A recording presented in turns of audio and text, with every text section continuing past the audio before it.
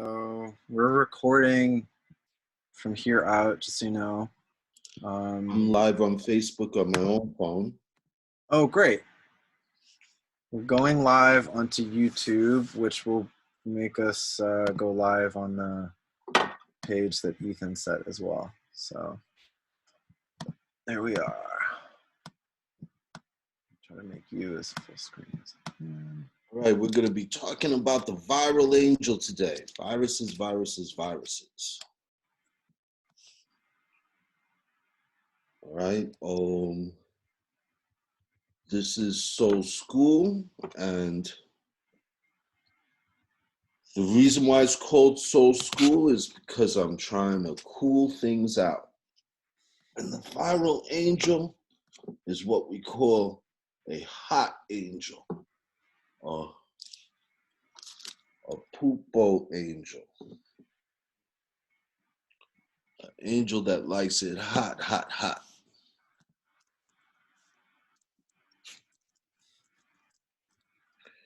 So how we're doing, Alex? Alex is helping.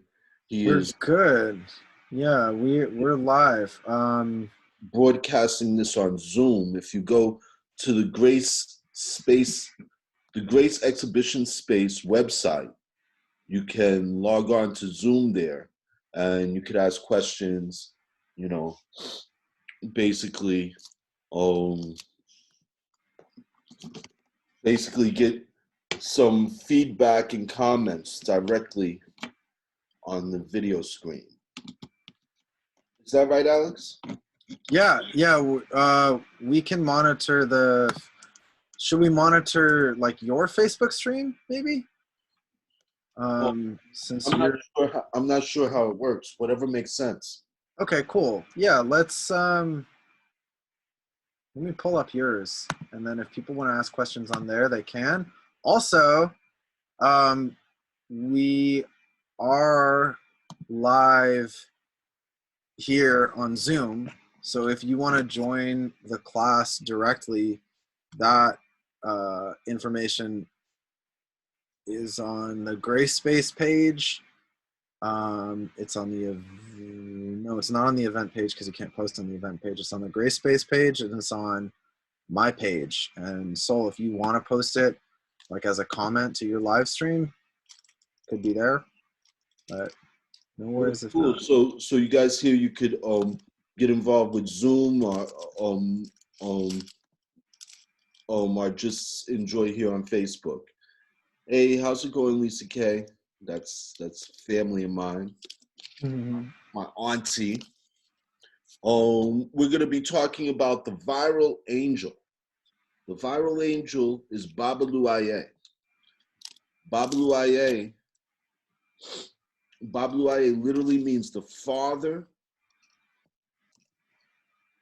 of the earth. The father, Aye means the world or the earth. They also call him Oluaye, which means the owner, the lord of the earth. Babalu Aye was an actual historical figure. He was part of the royal family in the Oyo Empire of Nigeria. And basically, Babalu loved to party. Babalu's whole thing was to go and live the high life. Go and dance and play drums and party. He was very much always looking, which means the owner, the lord of the earth. We're all good? Yeah, we're good. Ethan just joined in on this Zoom. Oh, okay, cool. Yeah. We have people joining us on Zoom. If you want to join us on Zoom, go to graceexhibitionspace.com and you can join us on Zoom and ask questions live with audio. You just have to get up on Zoom. So Babalu Aye was a member of the Oyo Empire. He was a prince. He loved to party. He loved to enjoy his life, live his life to the fullest, like Chongo. But what happened with Babalu is that he got sick. He got smallpox, and all of his friends abandoned him. Everybody isolated him. Nobody wanted to be around him. Everybody was afraid of getting his sickness.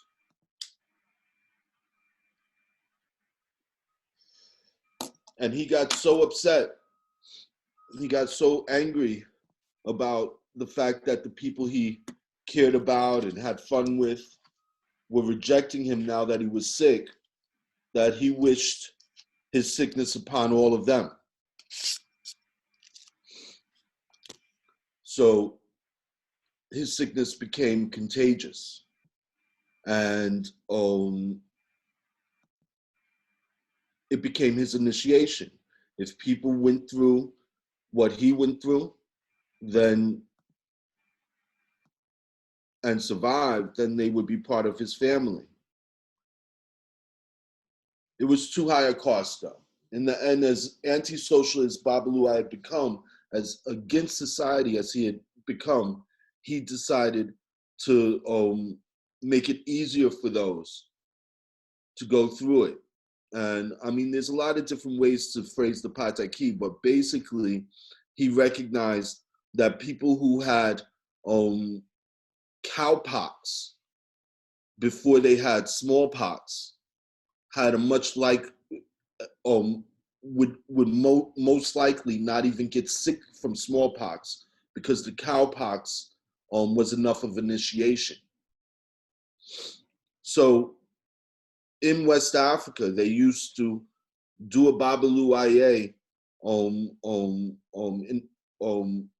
initiation where they would take a cow that was sick with cowpox and actually cut the initiate so that the cowpox would become infected in the cut. And after that cowpox became infected in the cut, the person would go ahead, get cowpox, which is much easier to survive. And because of the way it was given, it was not as strong as it is in cows because it's being given to a human being. You get the right antibodies. They didn't know that at the time, but they did know that you would be able to survive smallpox. The thing about the stories of Babalu Aye is that I'm not saying that Western Central Africans understood DNA, understood the viral fragments that infest our living cells, but they did look at the way in which smallpox acted in this royal person and how smallpox affected society in general. They looked at the panic that would happen, how people would abandon their own family in order to try not to get sick like they got sick, how whole towns would get sick and only a few would survive. And then with this understanding that cowpox could prepare you in such a way that you could survive and more people could survive from taking this other disease and strengthening you. So then when slaves were being brought into the Americas, this initiation for Babalu Aye was still going on. In different parts of Africa, they called it different things, but basically it all revolved around an initiation where you would take the cowpox and then be vaccinated for smallpox. At the time, Europeans thought that this was witchcraft. They thought that these witch doctors were putting people through these strange blood initiations that had nothing to do with science. But a doctor here in the States noticed that the slaves who went through the initiation survived blooms of smallpox and people who did not go through the initiation didn't. So he called it vaccination, which in Latin means of the cow, because they were taking cowpox and getting sick with cowpox before smallpox. So he called it vaccination of the cow. And the word viral itself means poison. It's Latin for poison. It's interesting in European languages how there are certain homophones and how meanings change. Like, for instance, poison, poisson, is the fish in French, and poison, gift in German. The present is a gift. So you have the now, the present, which is a gift, and gift is poison. You will die at some point in the present. This gift of Bablu Aye, of being initiated or dying, the Yoruba particularly recognized that this angel, smallpox, is older than they were and will be around after we're far gone. So how do you fight an angel? You really don't want to fight an angel.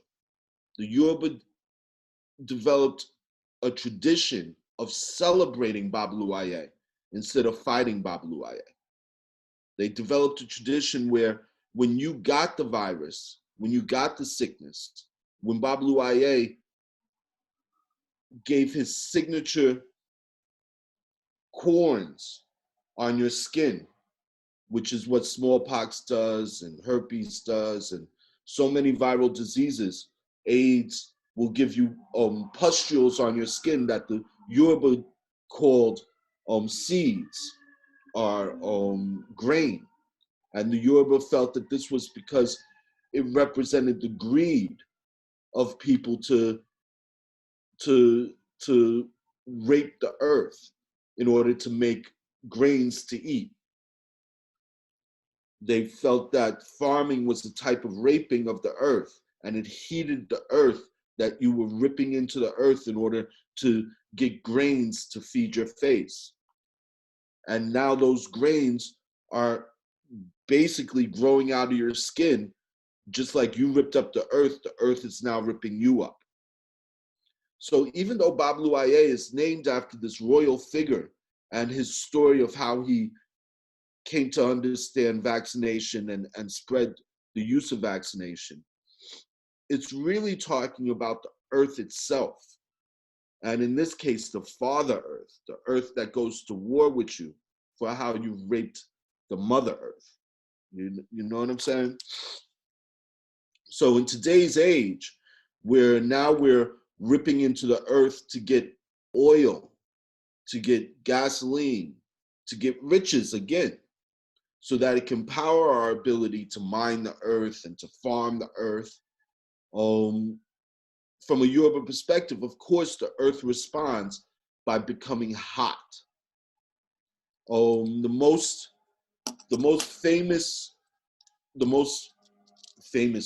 used Yoruba prayer, the prayer that is invoked all the time in Yoruba tradition, goes Omi tutu, Ona tutu, Ile tutu. What it says is cool water. Omi tutu means cool water, to cool the house, to cool the street. Tutu, aye, to cool the world, to cool the earth itself. And this wanting to cool the earth is because of the fears of the hot earth and its virulent response to humanity. Fears that have to be kept in check, because after all, the earth is an angel that should be loved and not feared. So the Yoruba again speak about how these viral diseases are blessings of the earth, just like the grains we eat, just like the food we eat, just like the oil we get out of the earth. If God is good all the time, then God is good at those times when you're sick, ill, and even in danger of dying, and in the face of death itself. There's an idea amongst the Yoruba that you don't just thank God and the angels for when you get what you want. You also thank God and the angels when what you were trying to avoid actually happens. So with Babaluaye's blessing that is difficult to take is the death from being initiated into a viral disease. But there's many ways that you can die.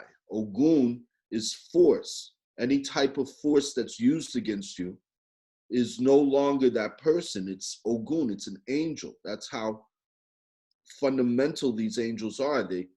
They express themselves through us. So in a sense, the only thing that ever kills anybody are the same things that bring us into creation. The angels themselves, the hands of God, the force of creation.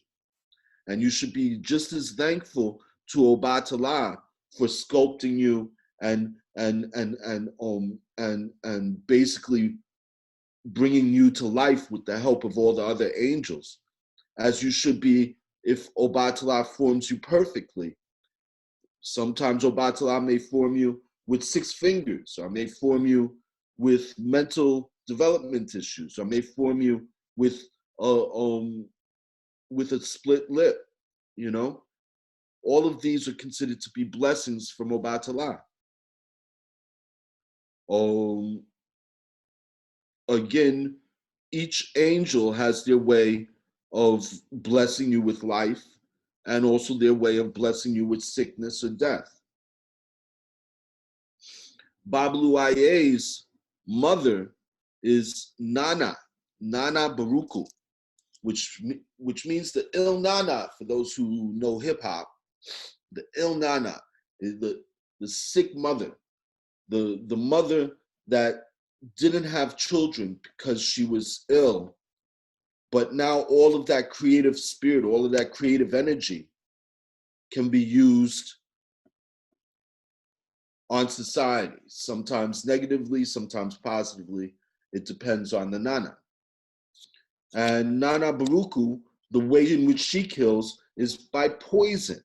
Once again, poison, like I said, in German, the gift, the present. Most female Orishas, their strategy for killing someone or for undermining an enemy is to serve them, is to basically enslave themselves to the enemy and try to please the enemy. Nana goes right to the quick. I'll serve you the present. I'll serve you the gift. I'll serve you poison. And Babaluaye, being related to Nana like that, is also used militarily like a kind of poison. Like when the Europeans took smallpox blankets and gave it to the Native Americans. This is viral warfare. This is another very definite aspect of Babaluaye. It's interesting to me that right now we're suffering from a particular road of Babaluaye. It's the royal road of Babaluaye. Corona means crown. Like I said, Babaluaye is a royal member of the Oyo Empire. And in Cuba, Babaluaye is synchronized with Lazarus, Saint Lazarus.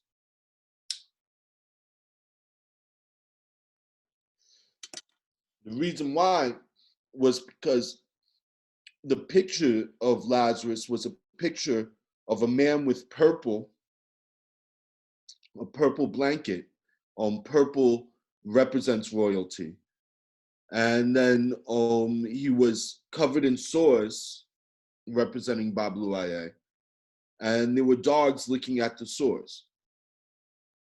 The dogs represent Ogun. Ogun gave Babluaye his dogs because, like I said, Babluaye is a form of warfare. Viral warfare is part of war itself, unfortunately, in our tradition as humanity, and it will always be. But what we didn't know, and what we've learned now, is that there's also an Obatala aspect, a cool aspect to Babluaye. The viral angel is what gave us CRISPR. If it weren't for AIDS, this particular road of viruses, CRISPR wouldn't exist. And CRISPR, for those who don't know, is a means of basically editing DNA to the point at which you can actually write DNA. And DNA, of course, is the staff of life, Obatala's molecule that he uses to sculpt all life on Earth.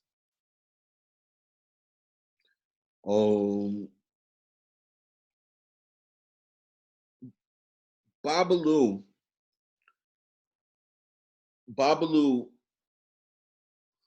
is a perfect example of what you fear for, what you fear most, may be your greatest blessing. That's what Babalu is about. It's about showing society, which feels there is no acceptable sacrifice, that there are acceptable sacrifices. And those lessons are difficult. Don't get me wrong, I don't want to die and I don't want to see anyone else die. I don't want to suffer and I don't want to see anyone else suffer. But death and suffering is what sculpted us as people. And when you talk about the origins of things, you see, to me, seniority is very important. And when something comes about, tells me how much respect I should have for it. I have more respect generally for people who are older than me than people who are younger than me, because experience, and not only experience, but the idea that the past is what we all rely on in order to navigate the future. And those who are oldest represent what was necessary for those who are youngest to be. Now, that's hard to see in a generation of humanity, but in characteristics, in concepts, in the larger picture, it becomes really, really deep. Humanity as we know it, our mind as we know it, as we celebrate it, the mind that looks for patterns and names things and adorns things, makes art, makes language. Our mind is maybe 50,000 to 200,000 years old, maybe. Viruses are older than multicellular animals. Viruses developed probably before cells even developed into cells.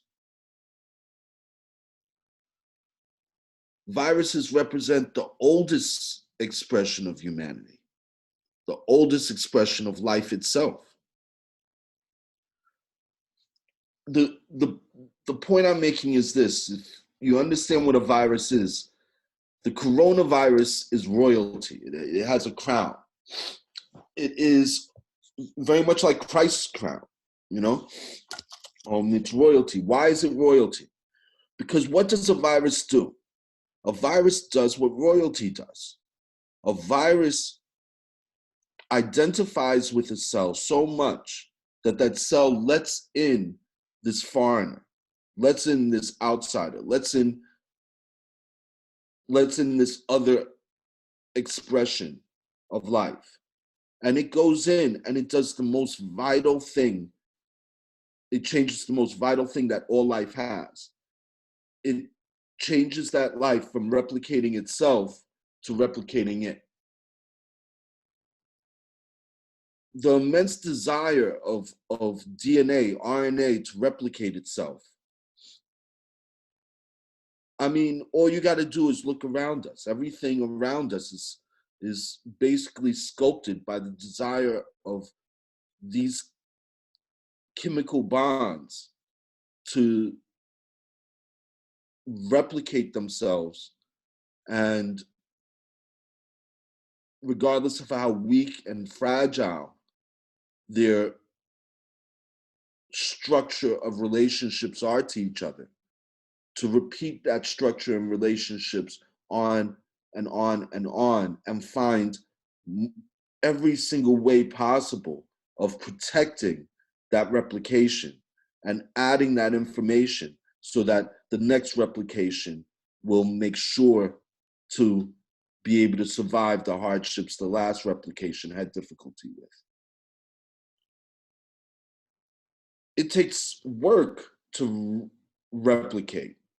It takes hardship for a virus to be able to come into another code's house and tell that code to stop writing itself, but write me instead.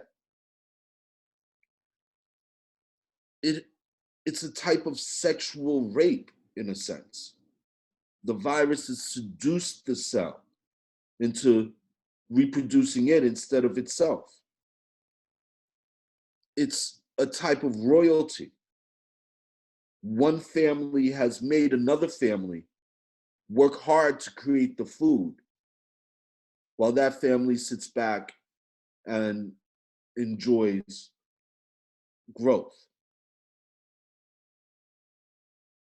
I am definitely comparing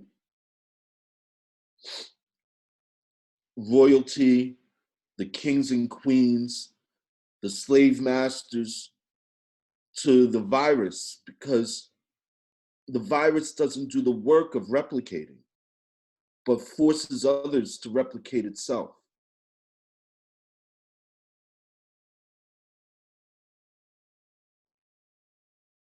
Slave masters, it wasn't enough that slaves just did all the work. It wasn't enough that Native Americans just went off to remote places to live.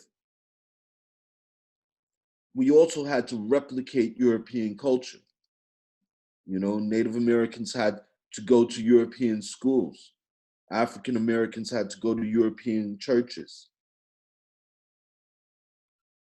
This is a type of viral takeover. This is a type of royal takeover. And viruses have built into their structure this argument of supremacy, this argument of which is more important to reproduce. The DNA you've been reproducing or our DNA? And they win the argument over and over again, cell after cell, killing itself, reproducing the viral information.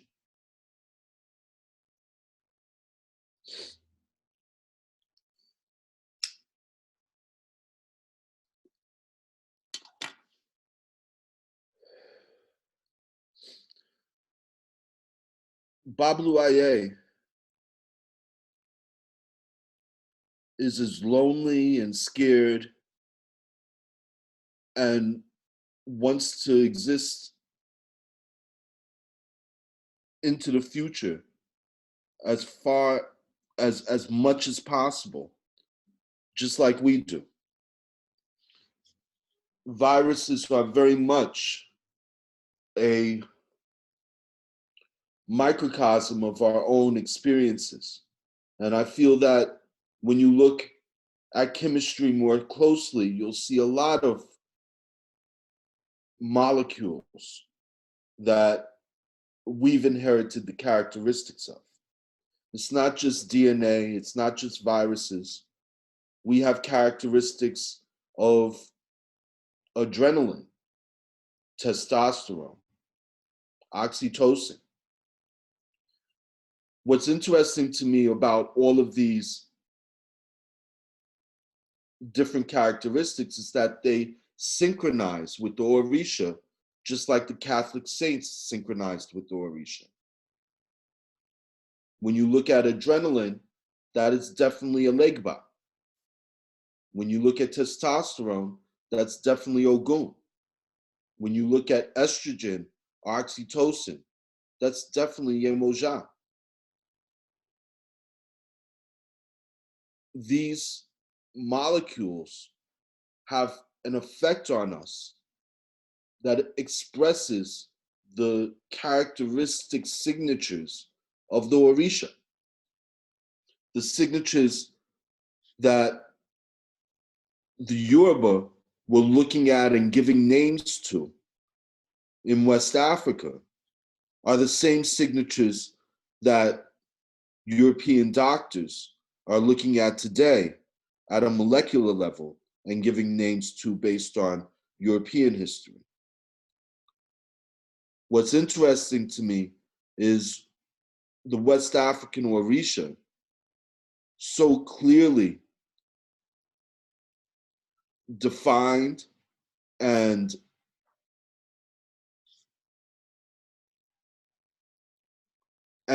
recognized that it isn't the human form that's universal, but the human soul that's universal. When you look at, for instance, Christianity or Greek or Roman culture, the angels are depicted in human form. The West and Central African culture, particularly Yoruba culture, but all across West and Central Africa, the angels are not human forms, but the angels are signature characteristics. That you have a stone, and that stone represents an angelic being. Now, all of European culture wasn't completely set on anthropomorphic ideas of the angels. There used to be an argument amongst monks in Europe. How many angels fit on the head of a pin? Well, we now know iron, the atoms of iron that make up the head of that pin are millions of iron atoms. And that's Ogun. Ogun is an angel, and his signature, his face, his characteristic is steel itself, is iron itself. And iron, just like viruses, iron have a place where it was born. Iron originates from something. In Yoruba culture, origins are central to everything. Origin puts things in its place. So what's the origin of iron? Yeah, we all know the supernova. Stars, well, actually, that's the origin of everything after iron. Iron was able to develop, and iron is the last thing a regular star can create. Once a star starts creating iron, that's the death of the star, unless it's going to explode into a supernova. So iron is death itself. Like I said, all murder is usually put on the hands of Ogun, iron. But all the Orisha can kill you. All the Orisha can turn into leopards. The street itself can jump on you like a cat. Anybody growing up in Brooklyn knows that. So, okay, just a second, y'all. I'm going through a little bit of changes here. Don't want to lose y'all too bad. There we go. Just a second. Oh. Such a delicate setup I have here, but life is good. So when I'm talking about angels, I'm talking about these forces of nature and the assumptions we can make about their inner thinking based on the roles they've played in history.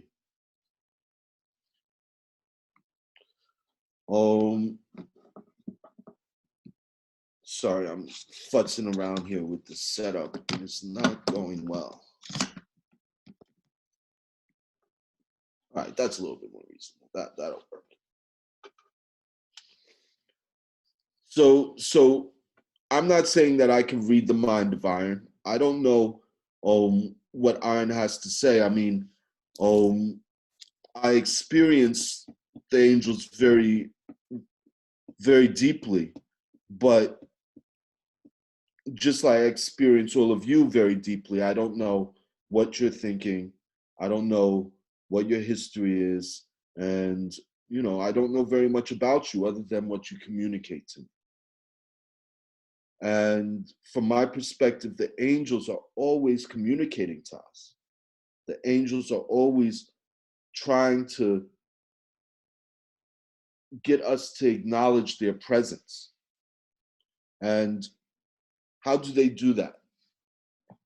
Well, like I said, they are the very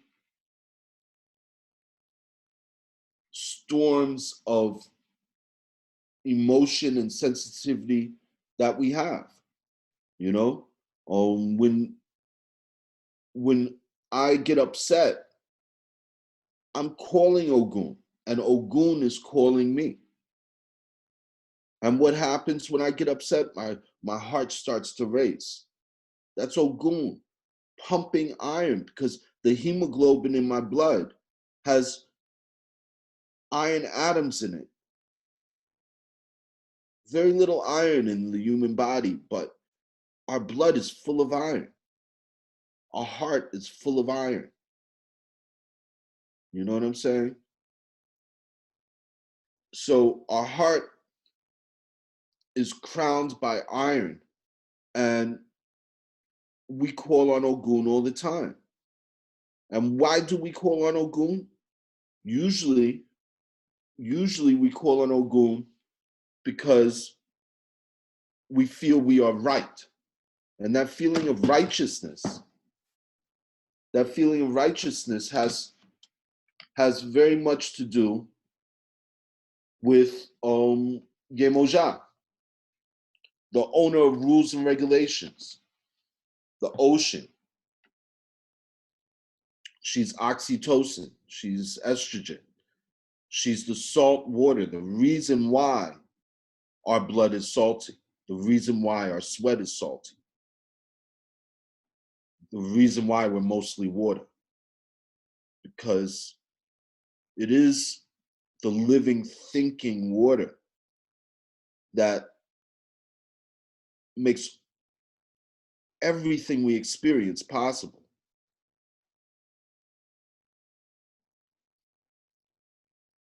Of course, it's not just the water. It's also this magical thing, the flow of electrons, Chango, that networks all these sacks of water, all these bags of water, all these cells of water. It networks them all into our experience.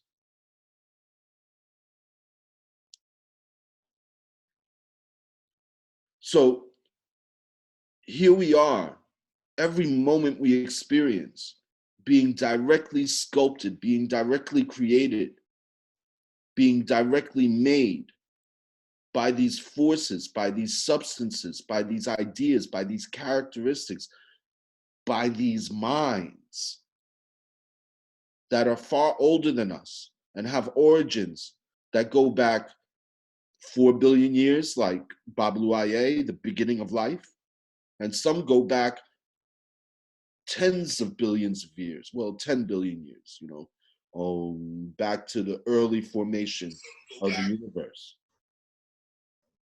I have some folks here joining me on Zoom. I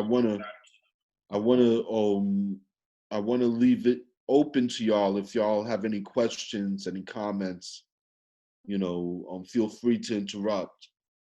But today I'm talking about Babalu and this viral idea of spreading.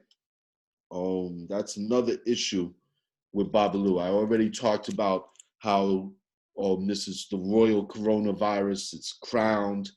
It's a ball. It's a spiked ball, which makes it very much an issue type of thing. And this is an issue.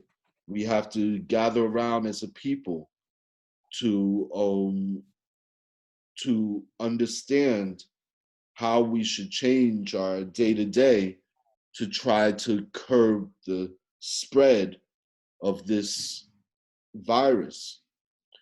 What's interesting to me is the scale of the virus is its strength.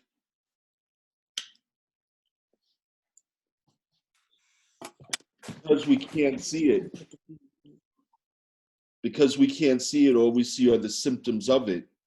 The virus has this very powerful effect on us. We are so fearful of what we can't see, but has an effect on us.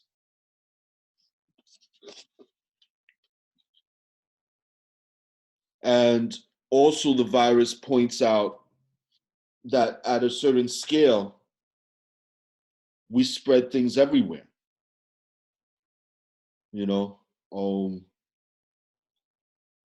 When we had leaded cars, the lead molecule, the lead atom was everywhere. Everyone was suffering from lead poisoning. At a small scale, where something can be billions in number, but not be easily perceived, we can be overwhelmed. And Bablu Aye represents that kind of reality, where something that is not even a complete cell can overwhelm billions of our cells working hard trying to stop it.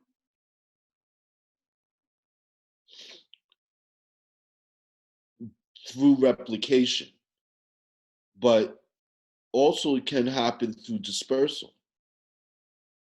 Right now, we are taking all of this oil out of the land where it was isolated, where it was quarantined by our living ancestors, by the way in which life consumed the carbon out of the air and died with it into the ground, changing the very atmosphere we all live in. Now, elements may not reproduce like virus reproduce, but elements can be quarantined, and carbon was quarantined. Now it's being released, and all of this ancient carbon is free once again. Carbon is the element of Chang'e. Hydrogen is a legba. Carbon, hydrogen, carbohydrates, that's what we are. We are basically carbon and hydrogen being moved by oxygen and iron. Oxygen, Obatala, Yemoja, there's an argument there for both of them. Oxygen is a very special element.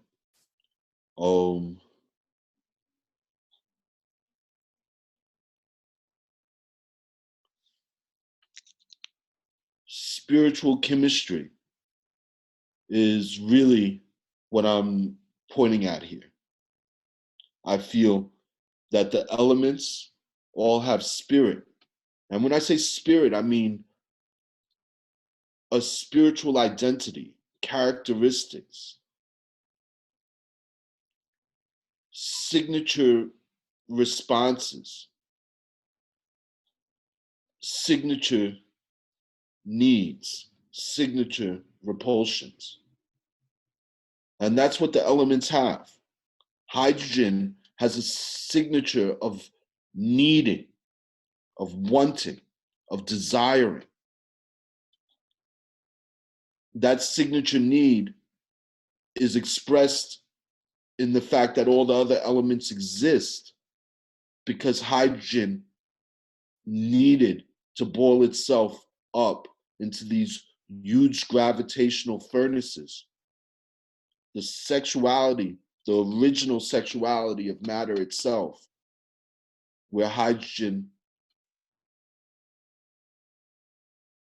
conceived all of the other elements, particularly in the most orgasmic way through the supernova. And each element has different qualities inherited from hydrogen and helium. Helium, unlike hydrogen, doesn't have desire. It's noble. These characteristics intertwine and create a whole spectrum of characteristics that we call the periodic table. Oxygen, carbon, they all are signatures. Chongo's number is 6. That's carbon. Oxygen's number is 8. That's Obatala Ayemaya. Hydrogen's number is 1. That's Alegba. Hydrogen's number is also 3 because it has 1 nucleus, and a nucleus is always 3 quarks. So by looking at the signatures, you can see that there's a direct connection between the signatures and the different scales of existence. If you look at the signature of Alegba in the elements as being hydrogen, then you look at the signature of Alegba in molecules as being adrenaline. Then you look at the signature of Alegba in the human condition as being that feeling when the hairs rise up on the back of your neck. There's a direct relationship between all of these different scales of expression of these angelic figures. And all of them work together to create this spectrum of diversity that we express as humanity. The only difference is that the Orisha will keep expressing themselves for billions of years through us and through our children. But we only get to spend our lifetime working with the Orisha, being in the present, the gift, the poison. Basically, I'm sorry, somebody's coming up.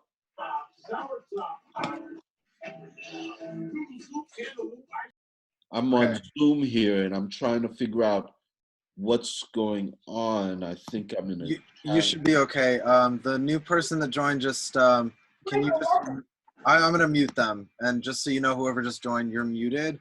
So if you have a question. That was Taisha Bell. She was... Oh, And hi. Taisha, if you need to speak when there's conversation, just please type in the chat box to let us know, and I'll turn your audio back on. Oh, I see. Nobody can say anything until you guys connect them. For now, just so we can listen to you. If you wanna enter in dialogue with everyone, let me know so I can make that happen. Yeah. Well, if anybody has a question or a comment on Zoom, please feel free to what do they have to do? They have to write up in chat. If you'd like everybody to be able to be in conversation over audio, it's just up to everybody individually to mute themselves when they're not talking. Otherwise, there'll be a lot of background noise while Sol is giving his talk. So it doesn't seem like Taisha's responding, so I'm just going to mute Taisha. Taisha, just type in the chat box if you want to join the conversation in audio. Yeah, that was Aisha, I believe. Oh, sorry. It's all good. All right, cool.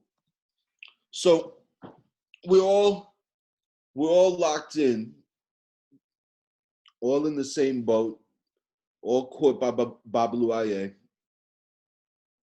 For me, what's interesting is I've been talking about all the different ways the angels express themselves.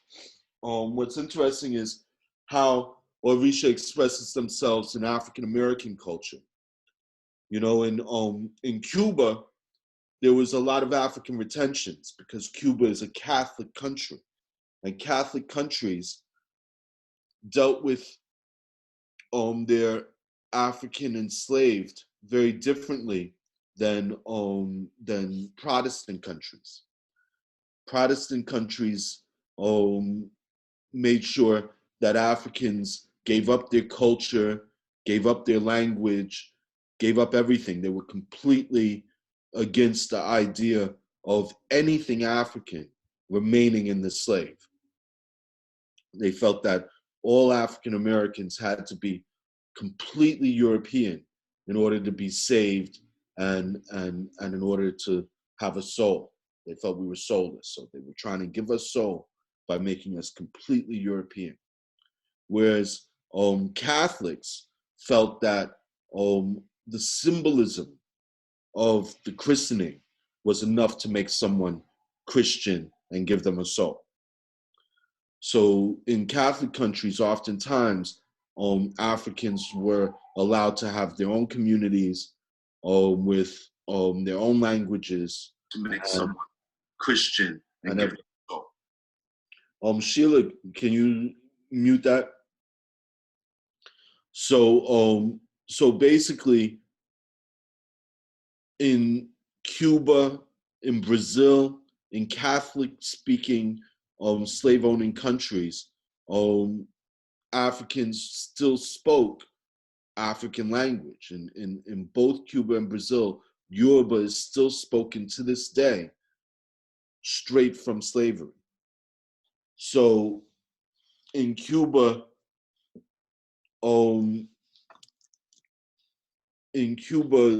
Babaluaye became a really big figure, and the songs and the dances for Babaluaye became very popular, so popular that Spanish Cubans, European Cubans, European Americans actually started not only to learn the dances and the songs of Babaluaye, but also started to get initiated into West and Central African religions. In fact, Teddy Roosevelt once said when he was running for president that he would stop the Brazilianization of the United States, which meant that he would stop Africans from influencing European culture. In Brazil, at that time, in the early 1900s, Europeans were being initiated into African culture, African religion, particularly Yoruba religion, but also other African religions. just like they were in Cuba. So in the States, like in all Protestant um, in all Protestant African slaveholding communities of the Americas, this was considered to be a horror. The idea that Europeans would embrace African religion. But what's interesting is that in the 50s, you have Desi Arnaz, a very European Cuban, very, very European, doubtfully has any African background, other than the African background we all share.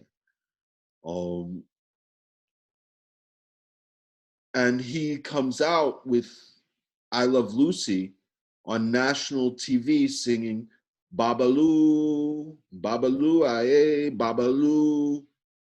This is a song for the viral angel that I've been talking about. So this viral angel isn't something new to American culture. We've known about Babaloo Aye since Desi Arnaz. It's just nobody teaches the African history, the African scholarship about Babaloo Aye, about the fact that vaccinations came from so-called witch doctors. You know, they weren't witch doctors. Voodoo means the study of nature. What else is the study of nature? Science. You know what I'm saying? So basically, you have Babaloo. Dragonfly has a question. Can you put her through? Dragonfly is unmuted. I think it's on Dragonfly's end. Okay. In any case, Dragonfly, if you have a question. Can you hear me? Can you hear me? There you go. Hey, what's up? Hey, yeah, I'm sorry. I'm like in the middle of cleaning my kitchen, so I turned the video off. Thank you. This is very nutritious. And my question is, I'm just thinking a lot about humor and the role that humor plays in dealing with crises of all kind.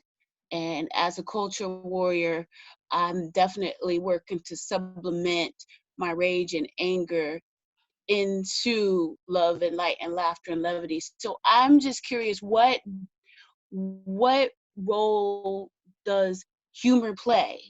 What is humor to the Orishas? And what role does it play in the pantheon and all? Yeah, I hear you. Humor the most. Thank you. Yeah, humor is if you look at West and Central African art, there are very few images of anyone smiling or laughing. It's not very common.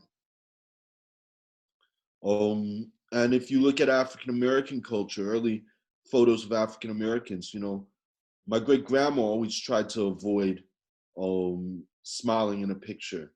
And she told me once that it was because she didn't want anyone to think that life was a game for her. You know what I'm saying? She took life very seriously. And I think that is a very West and Central African kind of thing. Humor is very close to a type of aggression. Yes, of course, there are ways of laughing and enjoying yourself where it's not pointed at anyone, where you're not laughing at anyone else, where somebody else isn't the joke, but oftentimes someone else is the joke. So humor can be used as a weapon in that way. And then my other great grandma in Jamaica, her you know, her fear about humor and having fun and being merry and enjoying yourself was Chicken Mary Hawk Near, which is a Jamaican term, you know, and again, a very African, very Western Central African concept of while you're being happy and merry and enjoying yourself, you don't recognize that you're making a spectacle of yourself that is drawing the attention of the chicken hawk that's going to come down and get that chicken that's all merry and dancing and having fun. And Babalu Aye is yet another example of that. Like I said, Babalu Aye started off enjoying themselves, wanting to be socially accepted, wanting to be the life of the party, you know, basically wanting to have fun and laugh and be free. And there's a caution to that, because that kind of merriment, that kind of socialization, that need for socialization is exactly the opposite of what you need to avoid a pandemic that Babalu Aye suffered from. Now today we can get on our own digital media and not have any contact and have lots of humor and fun and in the safety of our homes with each other. But if you were, you know, back in the day and you really wanted to socialize, you had to do it with your community. And like we know today, that's the fastest way to move these types of contagions, is dancing, enjoying yourself, having a ball, laughing with your community. You know what I'm saying? Now, I completely recognize that laughing and being stress-free, and laughing is a means to feeling stress-free and has all of these healing benefits. But there's always the caution that while you're enjoying laughing, while you're enjoying your life, while you are enjoying being social and being the life of the party, while you're enjoying everybody laughing at your jokes about someone else, you are inviting difficulty into your life. I mean, what do you think of that, Dragonfly, if you're still around? Yeah, I'm here.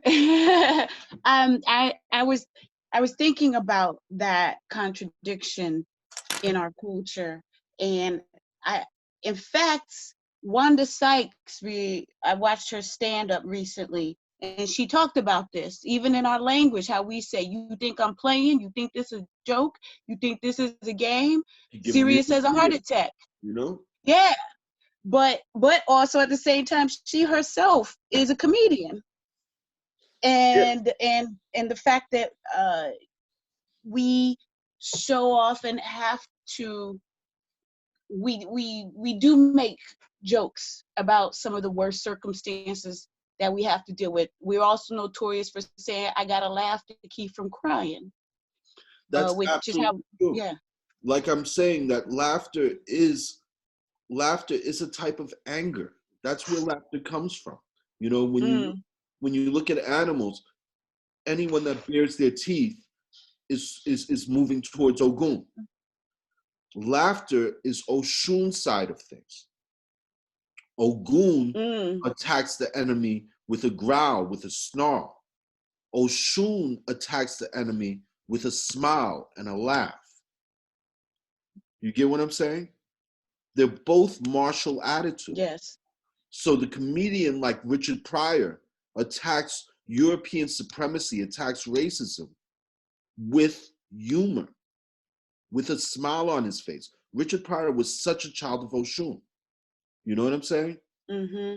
When you see Oshun attacks the enemy by laughing and giggling and making it seem like it's a game. The best way I can say this is gangsters back in the 90s used to talk about rocking their enemy to sleep.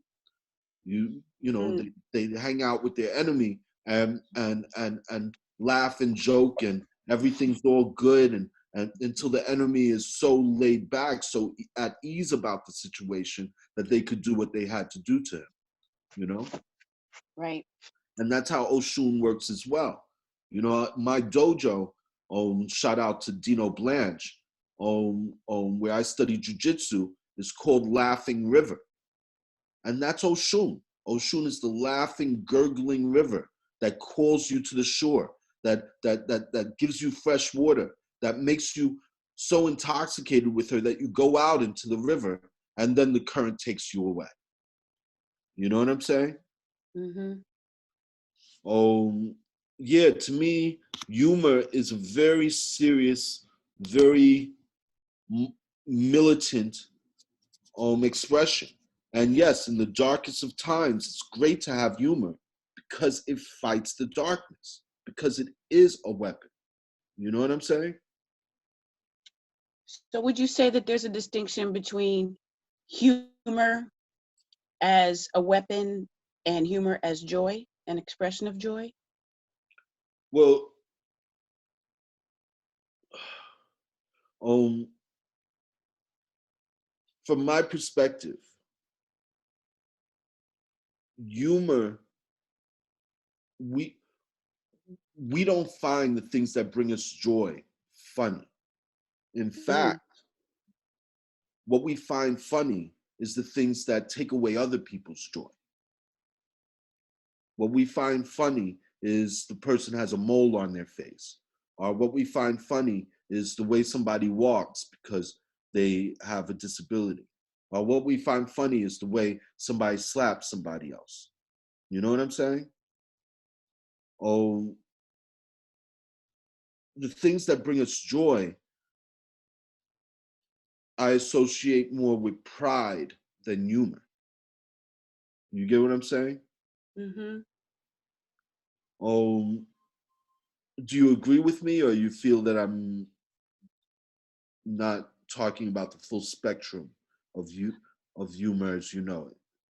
I don't know if it's a matter of agreeing or not. I think I would want to chew on that for a bit, um, especially since I am leaning more into trying to lean more into humor and joy as resistance.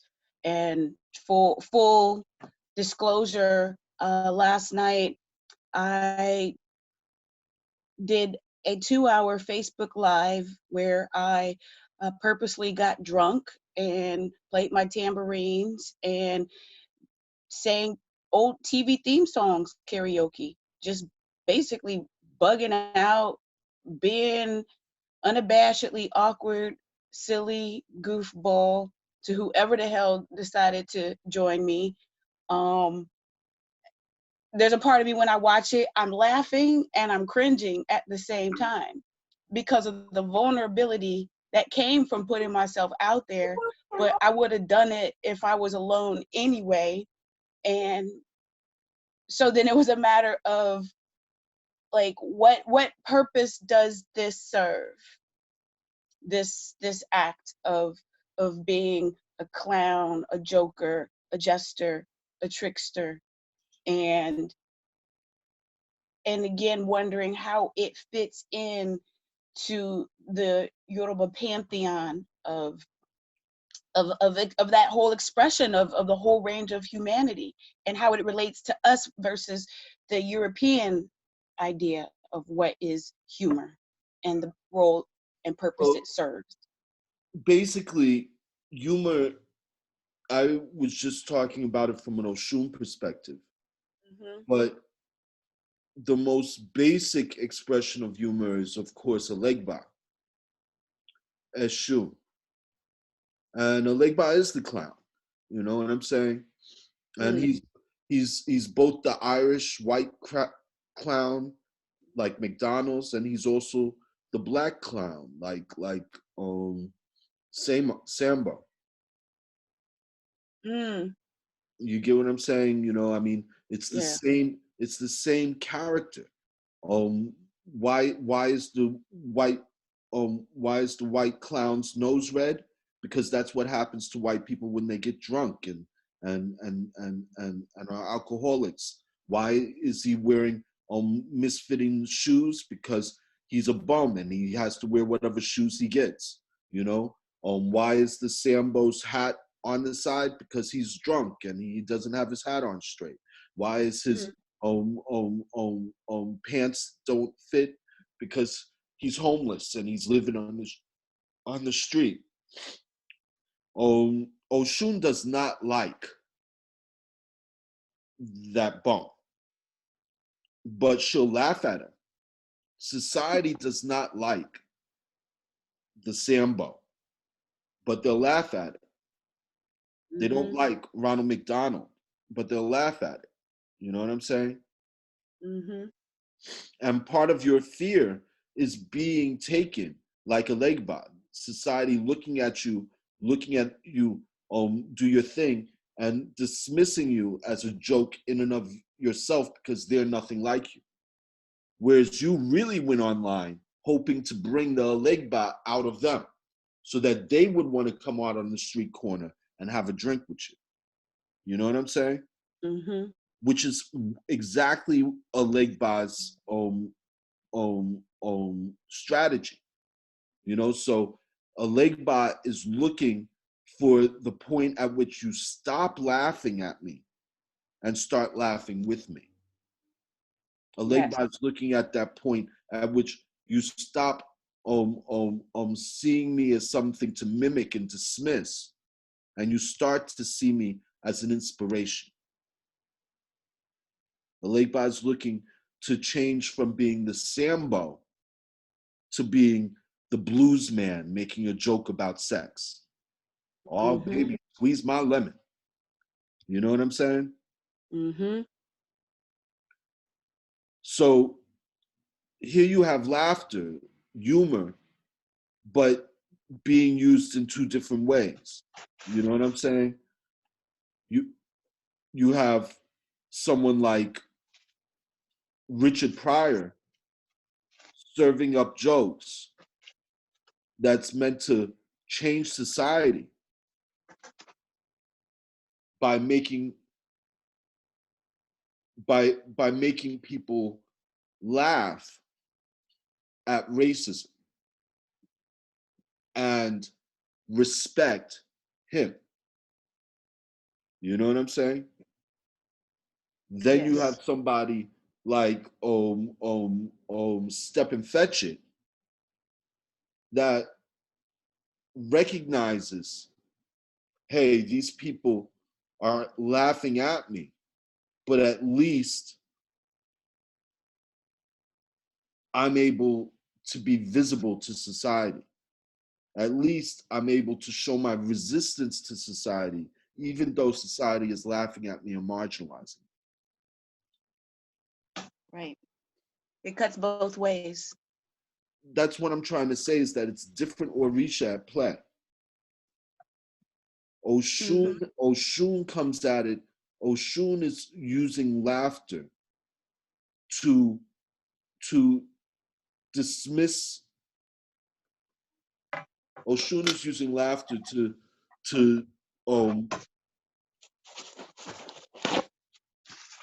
dismiss a value system, whereas Sambo is using laughter because the value system will only value him as a joke. Right.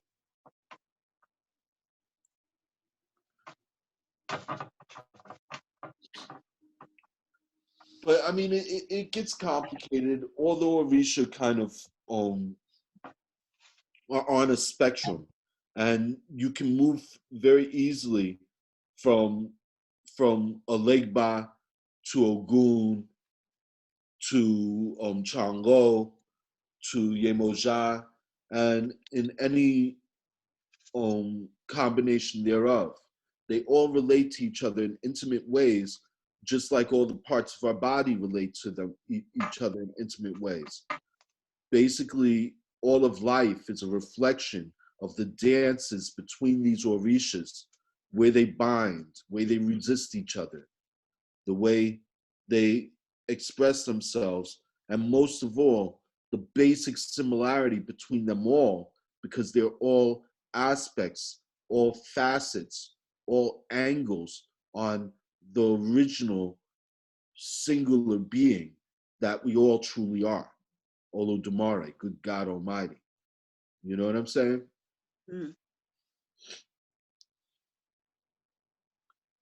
So it's this vast intertwining of meanings and patterns that reflect the experience that we all share. And I'm saying that those meanings and patterns are evidence of minds that have been here and will continue to be here long before life and long after life has moved on into something that is unrecognizable.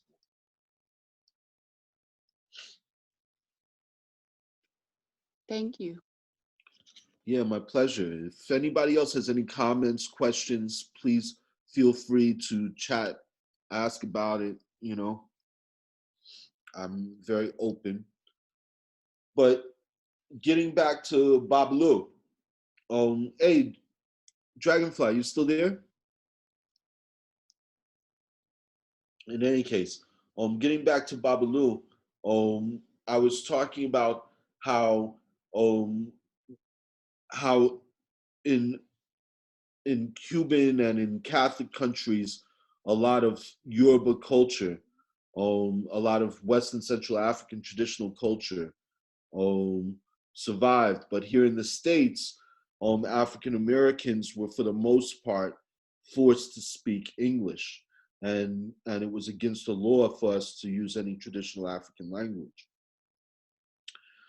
But I do feel that even though we didn't have direct African songs like the songs for Babalu, which Desi Arnaz sung, our gospels, particularly the gospels out of the Gullah Islands of South Carolina.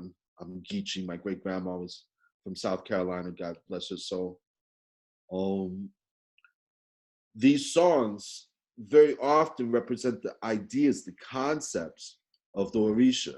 And the song that I feel is for Babalu Aye, out of the songs, you know, these gospel songs, is he's got the whole world in his hands. He's got the whole wide world in his hands. You see, Babalu Aye means the owner of the world, the owner of the earth. He's got the whole world in his hands. In his hands, he's got the whole world.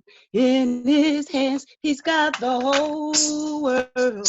In his hands, he's got the whole world in his hands. He's got Sorry, the mothers and the children in his hands. He's got the mothers and the children. In his hands, he's got the mothers and the children. In his hands, he's got the mothers and the children. In his hands, he's got the whole world in his hands. Yeah, that's Babalu. Babalu is the owner of the earth, the owner of the world, and he does have the whole world in his hands. And right now, he has us all in his hands. We are all sitting in our homes, quivering as he shakes our society, as he shows his power, as he acknowledges the heat that humanity has created and forces us to cool out at home and take a time out because we've made the earth too hot, you know? And God knows, the world in Yoruba, they call the world Aye. And the closest thing to something that's really bad or harmful, you know, there's no such thing as the devil really in Yoruba culture, but there is this concept of something being wicked in the way that African Americans say that's bad, you know. So you know, bad also had a meaning. Buruku was the term in Yoruba. And one of the Baruku things about reality, one of the bad things about reality, you know, that even a bad motherfucker would have a problem with, is the people of the earth, the body of the earth. That's what they would call it. Ara Aye. Ara Aye means the body of the earth. And Babalu Aye has the body of the earth in its hands. You know, Babalu Aye is very much the body of the earth. And what it's saying is that everything is related to everything, you know? So, you know, if you abuse one part of the earth, the whole of the earth will suffer, including the abuser. You know, there's nothing going on here but us. So if we push things out of balance, we fall right along with everything else. And, you know, right now we can see the power of Babalu Aye, and we can see how he has the whole earth in his hands because he is life itself. You know, he is the very need, the very want to replicate and exist in the future. That's the core desire that viruses represent, and it is the core desire of life itself. You know,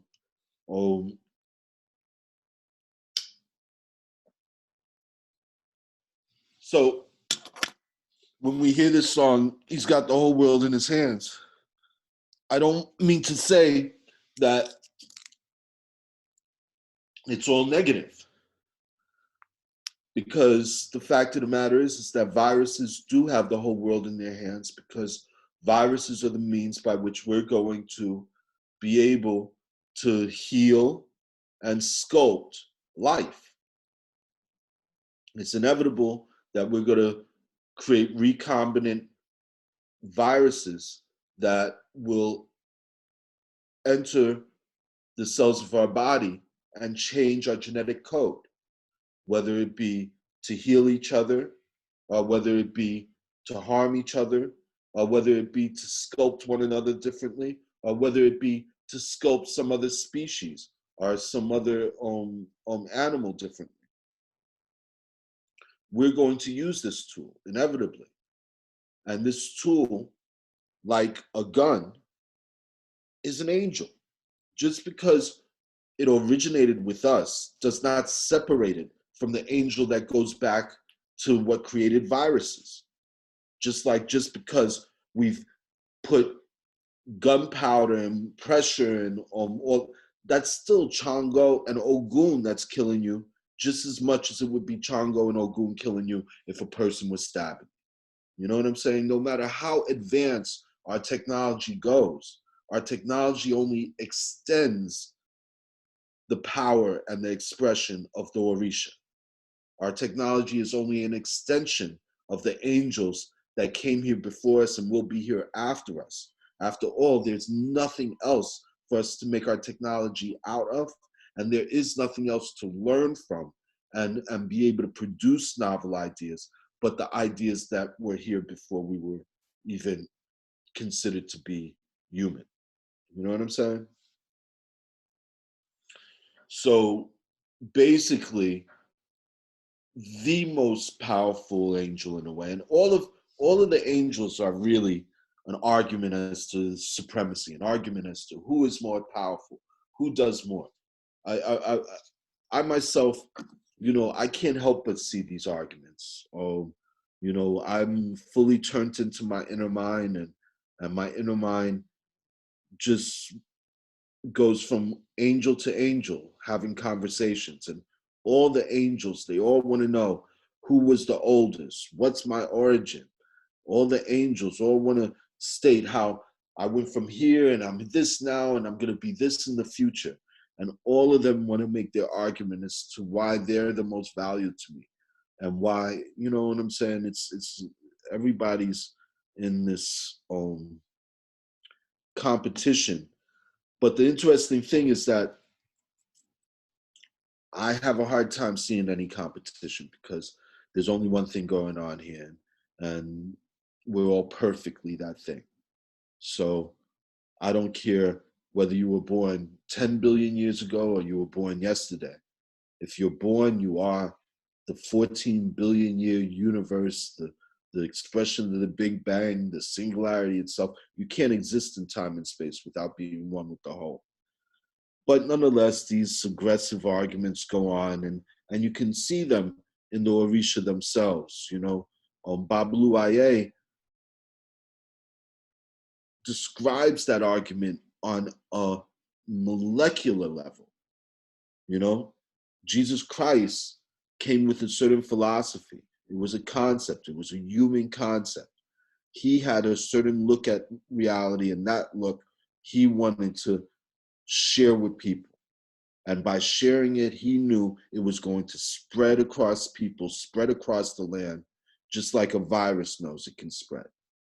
Jesus Christ said what he had to say. It echoed so deeply, he brought down an entire empire. The Roman Empire went from being a religion of the Caesar that Jesus Christ was ruled over, the Caesar that actually Jesus Christ was killed in the name of.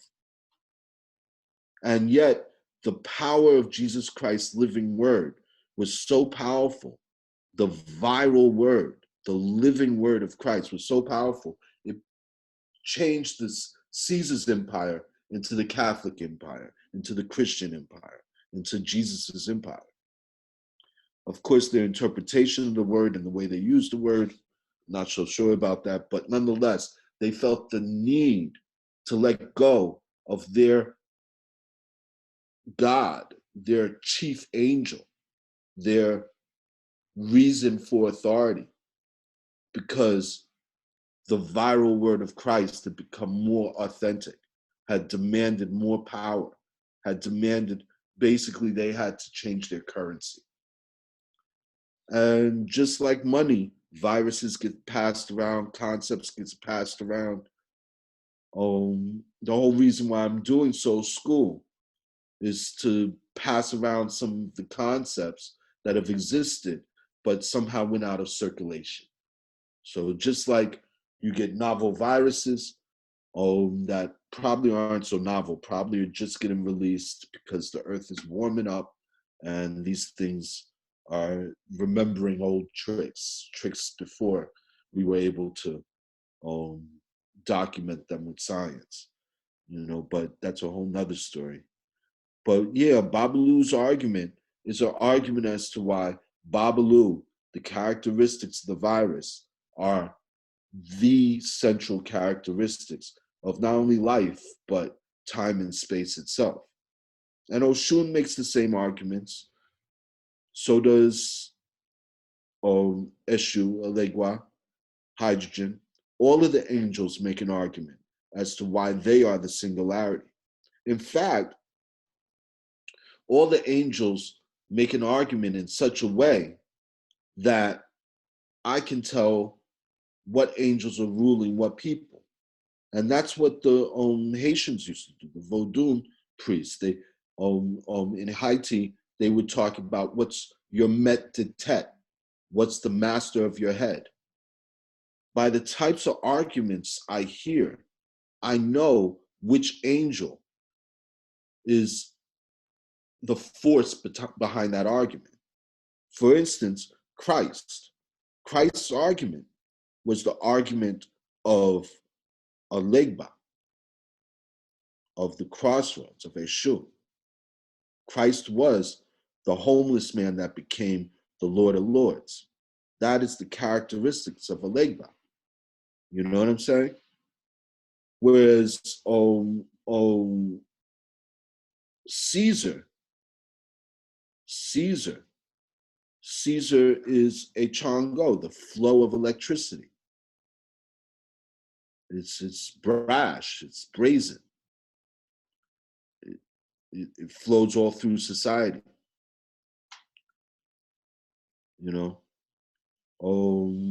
Our president, Trump, very, very, very Chongo-driven head. But what's I'm to say? I'm so zaxed. My head is straight driven by Chongo. Cabio Sileo Oludumare me. I'm sorry, I get into the Yoruba a little bit, but basically I'm saying Chongo is good God Almighty to me.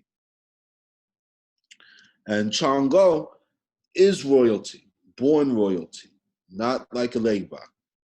Chongo is the royalty that like Alexander the Great, born royal but comes up and makes it even bigger, stretches the empire and whatnot.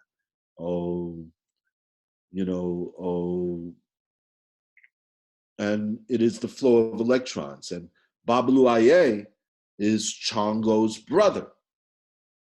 Babalu Aye is Chongo's brother. Chongo has some very interesting brothers.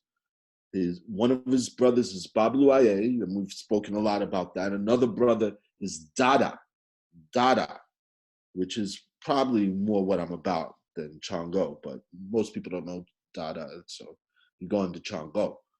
But Dada is the Orisha of dreadlocks, you know these things.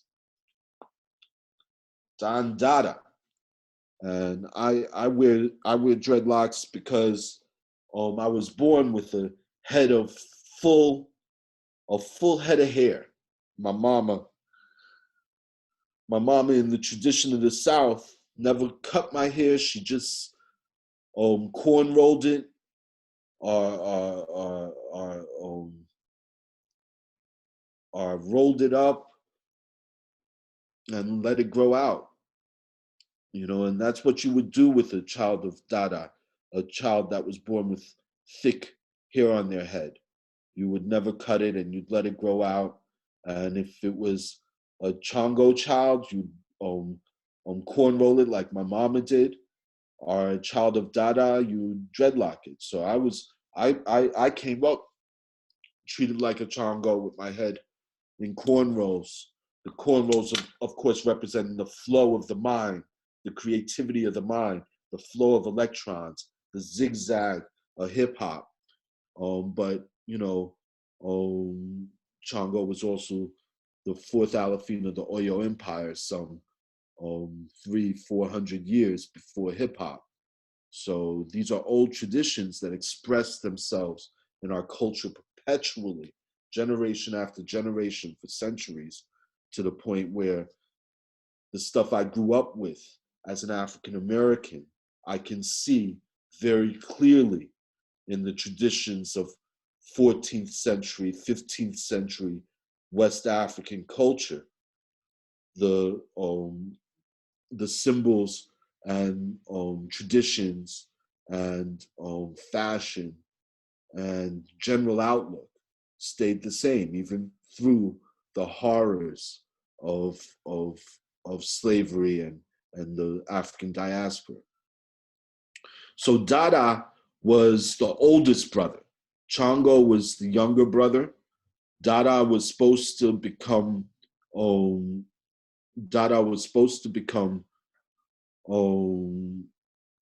the emperor. But Dada's argument to the community was that we don't want to go to war with our neighbors. We can overcome them with culture rather than violence. He believed that music and dance and artful language would sway people to want to be like you, to want to act like you, to want to do your dances, to want to learn your language, to want to be you to the point where there would be no reason to go and physically overcome them because your culture overcame them.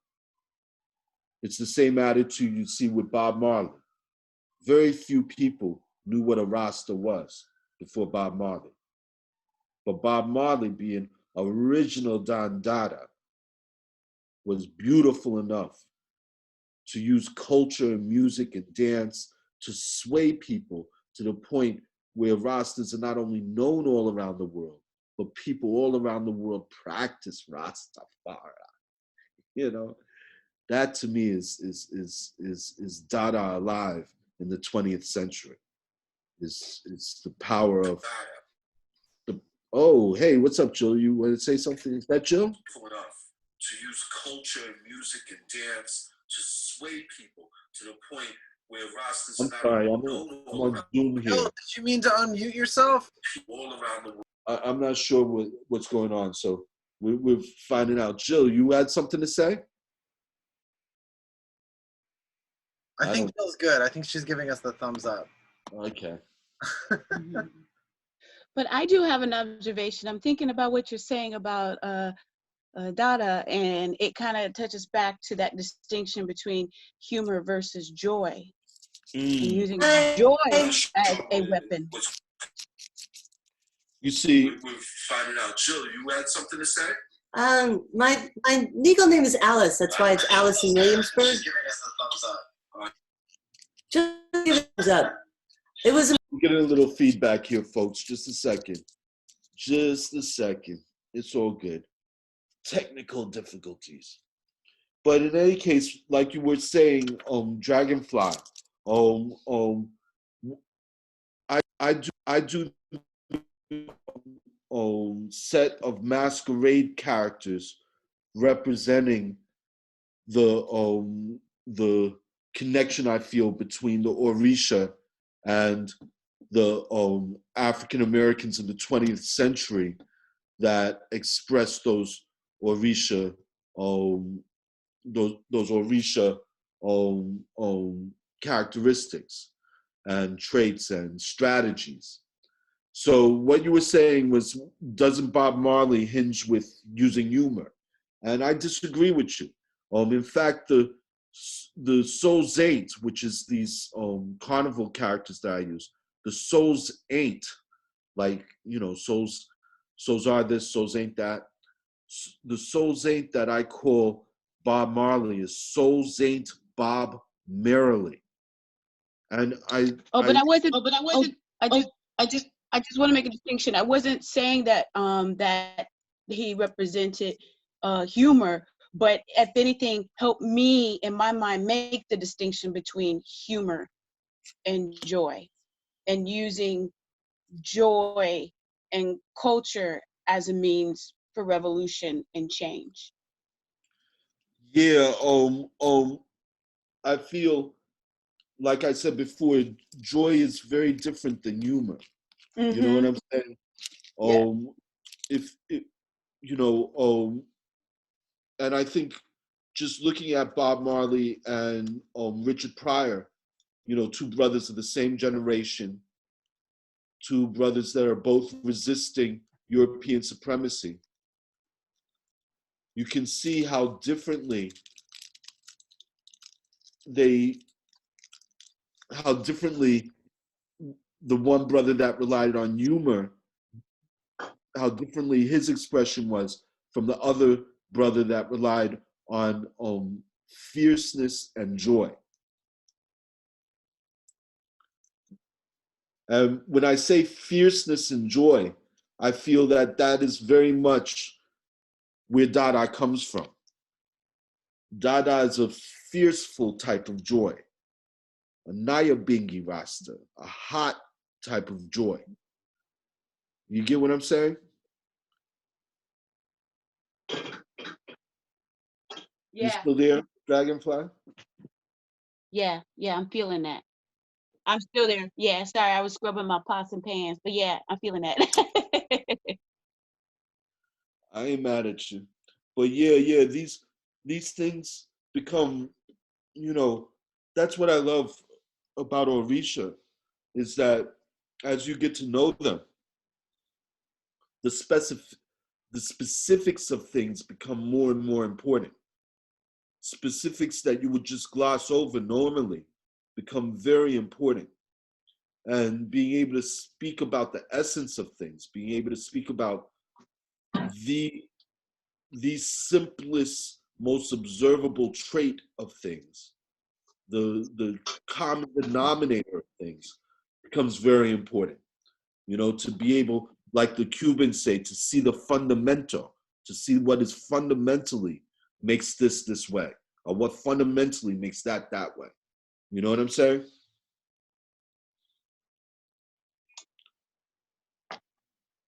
Well, one thing that I also, in processing and marinating on this discussion and those distinctions, is I think what I'm observing is a common denominator between those two, humor and joy, is laughter.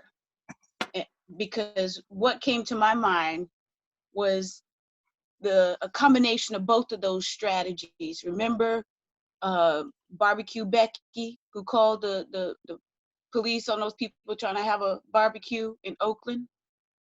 Oh, and yeah. the response the following weekend was they had the biggest barbecue cookout that the city had probably seen, and it felt like it was the intersection of both of those strategies. One, the idea, okay, that's how you're gonna be. Okay, well, we gonna show you what a cookout looks like. That the event itself was inspired by humor, but I'm also thinking about the gathering and the joy that comes from doing the electric slide together, and the laughter that comes out of that is inspired from joy. And so it feels like those two strategies for, like you said, like cultural self-defense intersected in that moment. And let me know if my understanding of those distinctions are on point. Yeah, what I'm trying to say is that each Orisha uses these things differently, and some Orisha don't use some things at all. Like, for instance,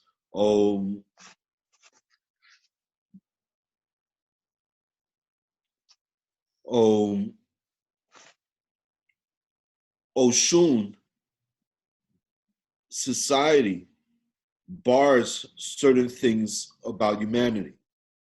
Society doesn't like you to be lazy and not work.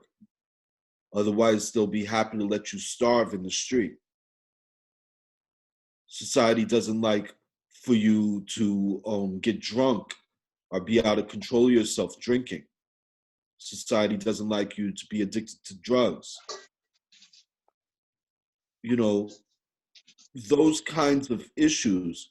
The bluesmen used to call them bougie from the European tradition of the bourgeoisie. But they're the cool Orisha, Obatala and Yemoja, being controlled and controlling Oshun society. When you look at Obatala is not supposed to drink. Obatala is the whole spectrum of mind. There is an aspect of Obatala, which means the white cloth, the immaculate white cloth, the white cloth without a stain on it. There's an aspect of Obatala that has no tolerance for alcohol, for drugs.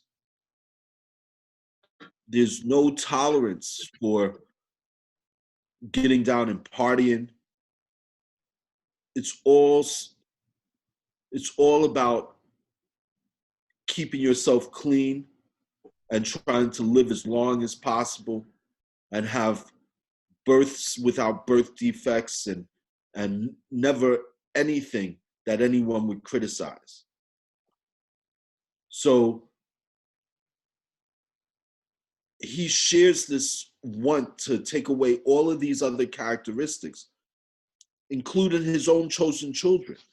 Because just like Jehovah chooses the slave, Jehovah chooses the meek, Obatala chooses the slave, chooses the meek, but he also chooses those with mental development issues, those with physical development issues, because they represent his mistakes in the womb. They represent his mistakes when he was forming them. So those mistakes are not mistakes. Just like Babalu, you celebrate them and you recognize them as being his blessed children. But there's ways of reading Obatala where Obatala is found guilty of drinking and is lowered. In fact, there's people who don't celebrate Obatala as the creator. They celebrate Oduduwa as the creator, and they say Oduduwa became the creator because Obatala spent too much time drinking and making blessed children. Yemoja, her thing is fairness. You know what I'm saying? Since we were in the ocean, the very aspect of life itself is this idea of a fight over what is fair, what is who should do the work, who should get the rewards of the work, how do you have children, how do those children nourish themselves, all of these questions were developed in the ocean before we ever got onto land. And she's called the owner of rules and regulations because she is conservative. Obatala is conservative. Cold, it conserves things. Hot makes things spoil, makes things go. You know what I'm saying? That's how deeply these arguments are built into the very physical nature of our world. So you have Oshun, fresh water. The fresh water is young compared to Obatala and Yemoja. She is trying to impose the rules of Obatala and Yemoja. And who does she have impose them? What does society use to make sure there aren't people drinking and making babies that are blessings of Obatala? What does society do to make sure people aren't raping and making a victim of Yemoja? They get the police, they get Ogun. Now, Ogun is the one that loves drinking and loves raping and loves cutting and killing and doing all the things that the cool Orisha want to slow down, want to stop. You know what I'm saying? However, Ogun is also their only answer to keep all the things, all of the people, all of their body, all of the humankind, keep their free will from embracing alcohol and drugs and having to pay all the costs of these things.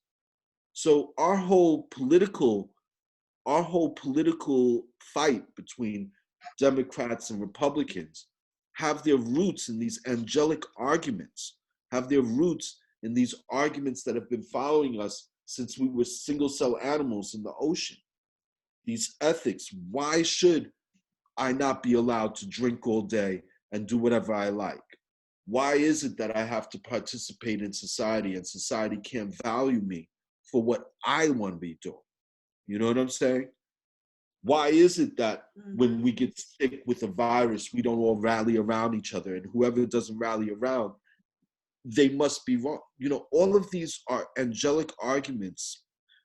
And usually the arguments that you got to call the police over are arguments that are seated in the cool Orisha, are arguments that are seated by Obatala, by Yemaya, are arguments that are about preservation and trying to see the future and trying not to get hurt like you've been hurt in the past, and trying to get even with somebody that took your nourishment away, are trying to, all of these things are things that, yes, all the Orisha express these arguments, but they all express them in different ways, and those arguments become distinctly one Orisha at a certain point, even though all the Orisha are participating, you know?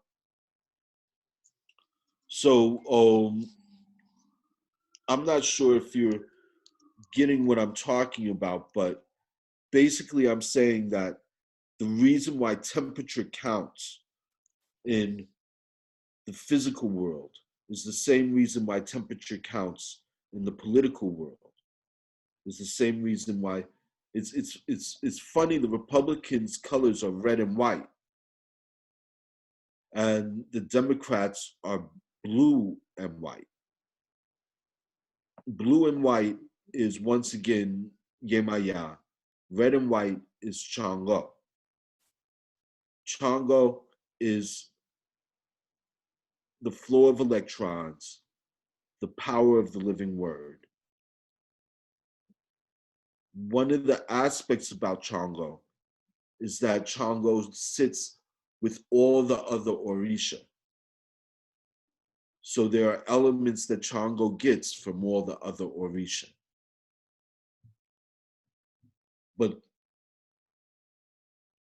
it's interesting that Chango takes the white of Obatala and the red of Alegba and Ogun. Because it is the white of Obatala that is constantly trying to police, trying to control, trying to soothe, trying to cool the heat of Ogun and Alegba. And it is the rationale of Yemoja, the rules and regulations of Yemoja, who is deeply connected to Ogun. So basically, you have Obatala, which, like I said, I'm talking about it from an angelic point of view, but it's no mistake that Europeans have lighter skin than everyone else. It's no mistake that Quetzalcoatl in Mayan culture and Aztec culture was considered to be the white-faced king of creation. It's no mistake that the Native Americans of North America talked about the great white spirit in the sky. It's no mistake that the Incans would go to the white, icy, cold mountaintop and sacrifice a child to their king of creation. This white angel, this angel of white light, Jehovah, Obatala, you see it all around the world. And racism grows directly out of Obatala's arguments. But like I pointed out, and like we've seen,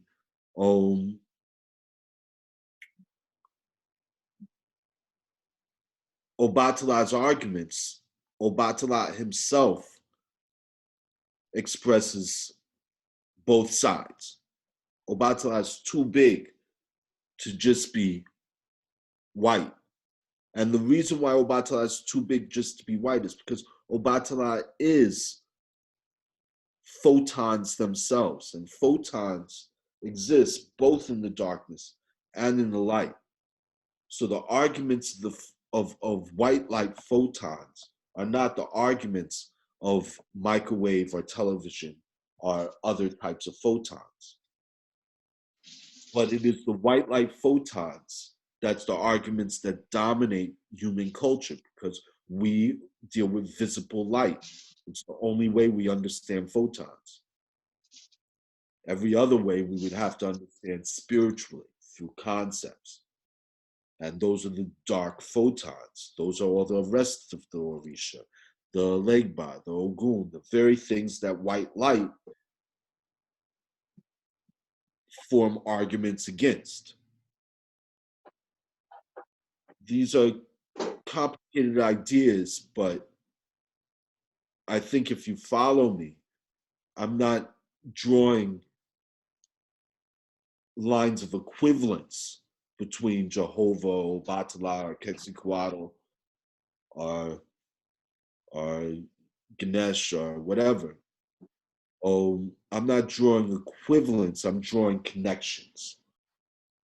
And I'm saying that the human condition for a preference for people to have lighter skin is based on the very characteristics of time and space itself, that photons are the source of human racism.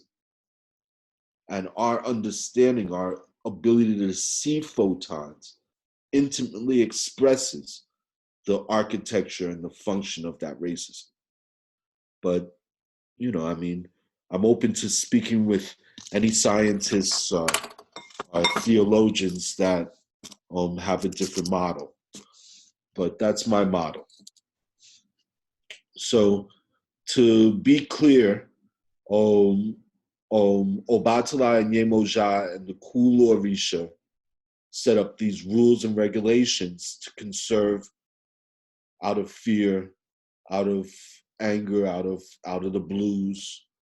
But there's reverberations, you know, when the bluesmen were singing, they were acknowledging Yemoja. There's no way you're going to win by saying Obatala or Yemoja or any of these Orisha are making a mistake, are doing something wrong. That's a sure way to disrespect the nature of the Orisha. And that's what I'm trying to drive home with the Yoruba concept of catching a virus being a blessing. Because the virus represents this angel that is as old as life itself, because racism represents this angel that is as old as the background relic radiation, some 13 billion years old, because of the ancient and perfect, I might add, track record of these angels in producing exactly what we're all experiencing right now. To feel that catching coronavirus is a curse is a complete misunderstanding of the perfect expression of the angels that bring us the coronavirus, the angels that crowned that virus as king. We're all experiencing right now. To feel that I'm going to feed back again. coronavirus is a We'll be in a second. Jill, hey, hey, Jill. of the perfect expression of the angel. Hey, Jill, you there? Hey, sorry, you're good. Keep going. I just muted Jill. All right. But seriously, I have some folks on Zoom here. I hope you guys will write down in chat. I think some people have written in chat. Please, anybody that has any questions, you know, Alice in Williamsburg. Hey, so I have a question. I was really I don't know why my video. Sorry, I was really interested in what you were just talking about the coronavirus being. I mean, it sounded like you were starting to get to maybe its ability to be a gift. There's been a big part of my experience with this that obviously is related to like fear, and I think there's a lot of panic nationally and internationally that has to do with fear and scarcity, and obviously some rightful fear, but there's a big part of me that kind of looks at this as like a gift short of like a disaster event, I mean an extinction event, because I feel like we've reached that capacity where as a culture, as a country, as a world, where we can't sustain this structure. It doesn't work anymore. And there's something about this virus that is so obviously beyond borders, and beyond all kinds of borders, that is maybe a kind of I don't know, a jolt short of extinction that might allow us to move forward in some sort of productive and way that is a transformation. Well, now you sound like Thanos. You know, when you look at things from an angelic perspective, it's very easy to see tragedy as a blessing.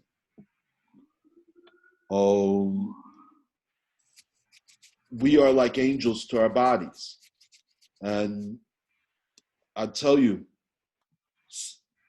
the thing that we find most rewarding, having sex, kills hundreds, thousands, billions, well, not billions, but definitely thousands of ourselves. You know what I'm saying? Even the most gentle, loving sex, cells are going to die, you know? But that's not just true for sex, that's true for just living your life as a human being. Cells are going to die. Cells are going to be born and cells are going to die. In 7 years, our whole every cell in our skin will have died. Of course, you know, they're replaced, but imagine if you got skinned right now. That would be a horrible, horrible experience because you'd be losing billions of live cells. There'd be pain involved in that, all types of horror. But if you go about your life, you lose those very same cells in 7 years without any horror, without any attention to it. Is the body of man like that? Can we consider death to be simple and easy as long as it's the usual death that we've all experienced randomly from this and that? What happens when suddenly a large percentage of us living people all die for the same reason at the same time? It's the same type of situation. You know, the virus scares us because we can see how this small thing could kill the body of man. It is possible that there's a virus that none of us could overcome. You know what I'm saying? So that's a real fear. That's a fear on an angelic level as far as we're concerned. But even if something comes along and kills a large percentage of our population, that sudden death, we all feel just like if somebody took off, 10% of your skin. You know what I'm saying? And it's particularly because it's all at once by the same thing. You know what I'm saying? So it would be hard to see something like that as a blessing. But, we got to look back on the track record. We got to look at the fact that over 4 billion years, as delicate as we are, we've been able to survive mother to father and haven't had a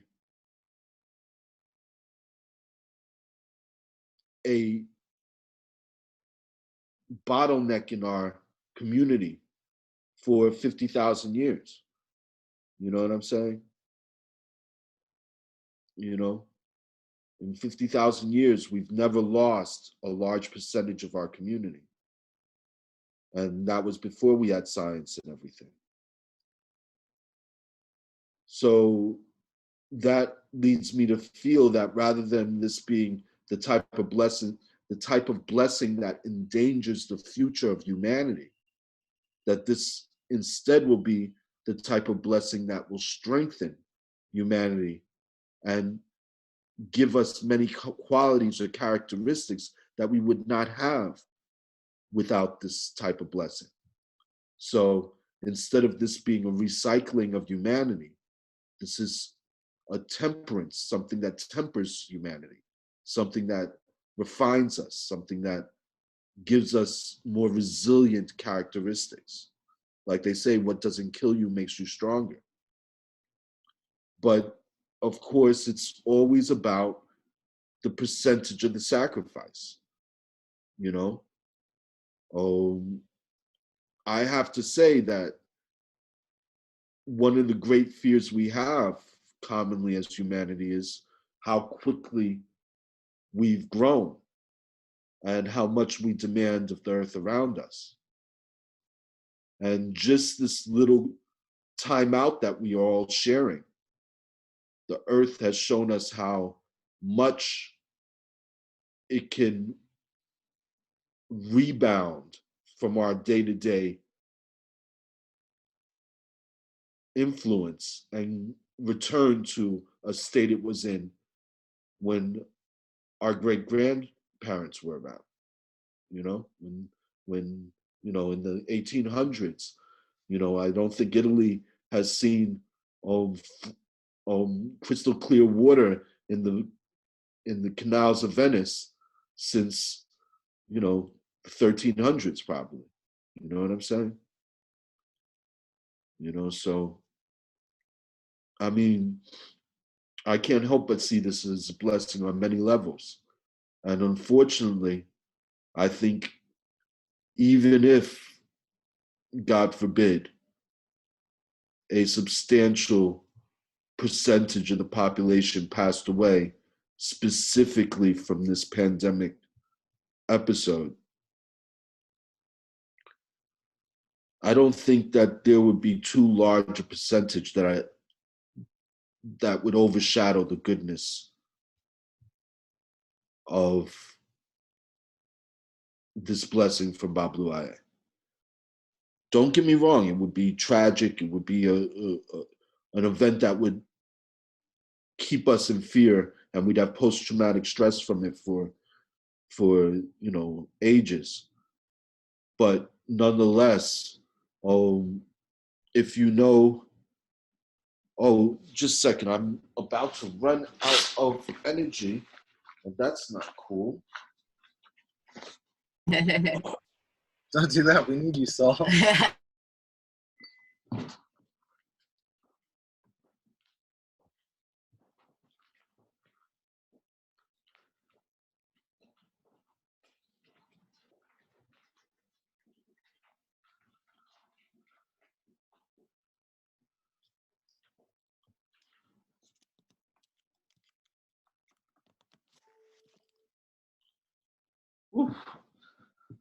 Yeah, y'all, I was down to 3%. That was close. But Chongo, when he passed, he was considered the owner of lightning. And when he passed, his enemies' houses got struck by lightning. And the followers of Chongo would say, Oba Koso, the king did not hang. He fell on your house. It's lightning. And now we are going to put out the fire, and whatever we find in that fire is ours, because this is the blessing of Chongo. You got blessed by Chongo to give us your shit. You know what I'm saying? And it's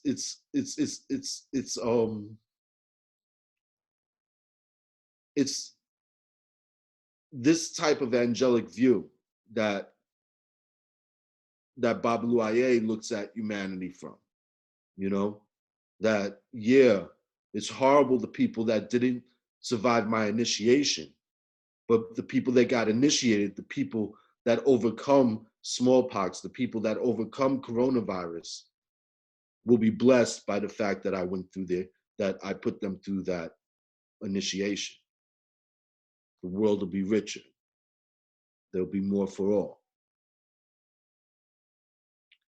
But like I said before, it is difficult at any time to see suffering or death as a blessing. But I feel that it is necessary to see suffering and death as a blessing in order to have the resilience to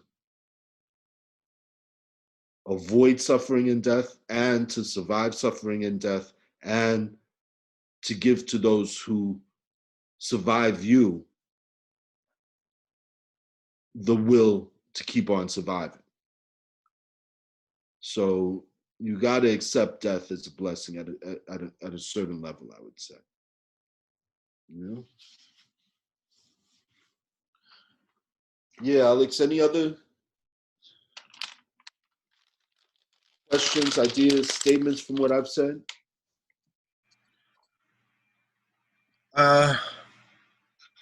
Yeah, I mean, it's kind of the only thing that's it's the main thing that I feel like I can hold on to right now, because there's so much uncertainty, and there's so much just chaos and energy bouncing around, you know, that panic state. But I mean, I feel you, and yeah, it's deeply important to acknowledge the suffering that is coming with all of this, and none of that, you know, none of that makes me happy or hopeful. But the hope, I guess, comes from the observing and the kind of recognition that this is just so massive and pervasive, that I think it's just setting into relief a lot of things. I hope, to people that I think have those things have been invisible to before, or just so utterly ignored. I don't know. Yeah, I mean, it feels like hope, the potential, you know, the potential of where this can go. You're talking about the virus? I mean, no, I mean, obviously the potential of people dying is not hopeful, but the potential for rebuilding and recognizing how interconnected that we all are, that feels like potential, you know? Yeah, I hear that, Alex, for real. You know, I mean, that's the type of feeling I get when I hear that song, He's Got the Whole World in His Hands, you know? You would think that you'd hear a song like that and you'd feel subjugated, and that this so-called person has power over you. But there's a freedom and a pride that you feel when they say he's got the whole world in his hands, you know? You know, it's interesting to me. You know, I feel there is a grace to Bablu, you know?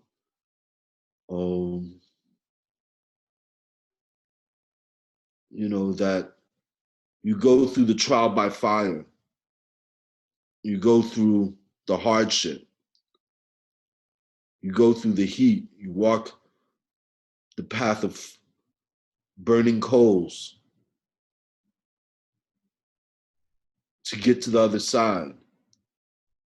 And then once you get to the other side, you haven't gone to another world, but the world isn't the same as it was before you went through the trial by fire. The trial by fire so completely changes you that the world is brand new to you. And what used to be mundane becomes a blessing. And what was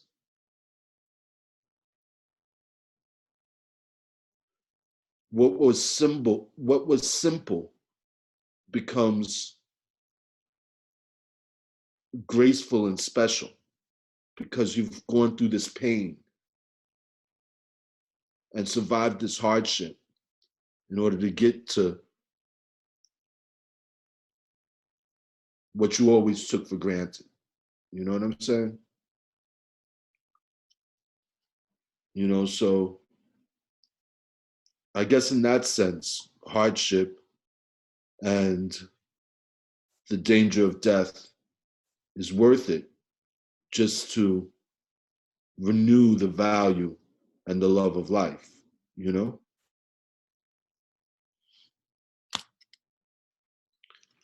And, you know, like I said, that's some very Chongo stuff, you know? Just like the Aboriginals Congo means the ones that knocked over the bush. So when you see the aboriginals knocking over the bush with fire, you know, that's a very Congo thing. It's this idea of, yeah, this is this horrible thing that scars the land, but it also opens up the riches of the land. And the land is prepared for this thing to come through it. And the land changes and it's revived because of this destructive experience. You know what I'm saying? So, you know, the hot earth, as much as I pray and go Omi Tutu, Ona Tutu, as much as I look to cool the hot earth, I also recognize that the hot earth is also a blessing, and that there are things that can happen in that environment that you can only be blessed by in that environment. You know what I'm saying? So, you know, in the end, what you're really doing is dancing from blessing to blessing rather than fighting or being fearful or having to think of strategies that are going to make sure you're in control. You know,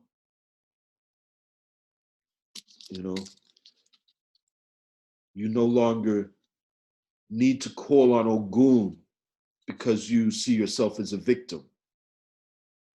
And you no longer need to call on Ogun because someone did you wrong. You can see someone that's doing you wrong as being a blessing. And you don't find the need to bless them with punishment from Ogun, you know? But that's a tough one. We in our society are very much, we love the power of victimhood. We love the sweet taste of revenge. And oftentimes we're so vengeful that the vengeance deeply outweighs the offense. You know, somebody wanting to smoke a herb that the founding fathers used to grow, and they end up in jail for it. You know what I'm saying? You know, how you gonna outlaw a plant? I just don't understand.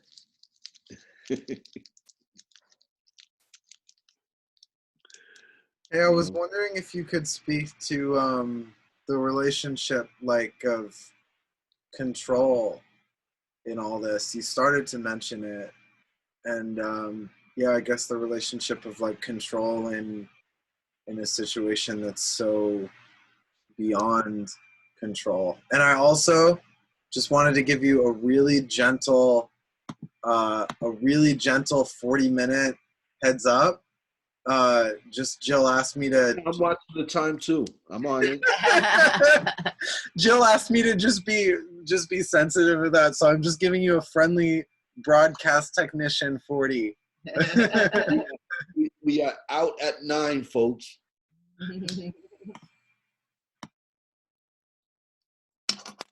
Yeah, control is an interesting concept. In order for you to control your car has to control you. The act of giving commands is a type of control.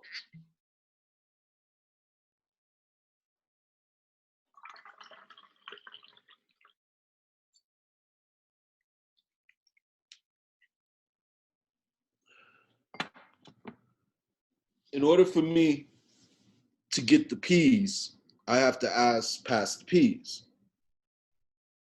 Me having to ask past the peas is you controlling me in order for me to get what I want from you.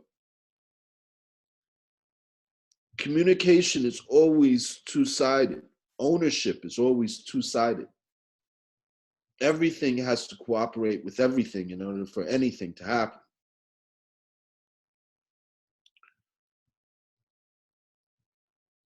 Control is an illusion. You know, my great grandma used to say, they're going to tell you a lie, boy. They're going to say that your ancestors were slaves. She said, your ancestors were not slaves. A person cannot even own their own head, much less own somebody else's head. And that was a beautiful thing my great-grandma used to say to me, because it comes straight out of West African culture. A lot of the things she used to say came straight out of West African culture. She was very deeply seated in an English translation of West and Central African culture. But basically, Oya, her argument to Chango, when Chango came into the marketplace to buy a slave and saw Oya for sale, and he went to buy Oya, she's like, oh, you think you can buy my head, but you don't even own your head. You're going to have to return that to the person who actually owns it. You know, there's only one creator. There's only one owner. There's only one thing that gets to keep everything. And what is that one thing? Everything. Reality itself. Reality is what's been here and will be here. Reality owns us. Reality uses us to make itself. And then sooner or later we get dispatched. I don't know whether we continue or are able to see reality, but I know that we can no longer describe ourselves or speak to our loved ones anymore in a straightforward way, like we do when we are alive. You know what I'm saying? I'm quite happy to see what death is, but the fact of the matter is that I have yet to see anybody manipulate matter who isn't made of matter. And after death, we lose our ability to manipulate matter. I think that we can manipulate minds very easily after death. I think after death, we can visit our friends and loved ones, and they can visit us while we're alive.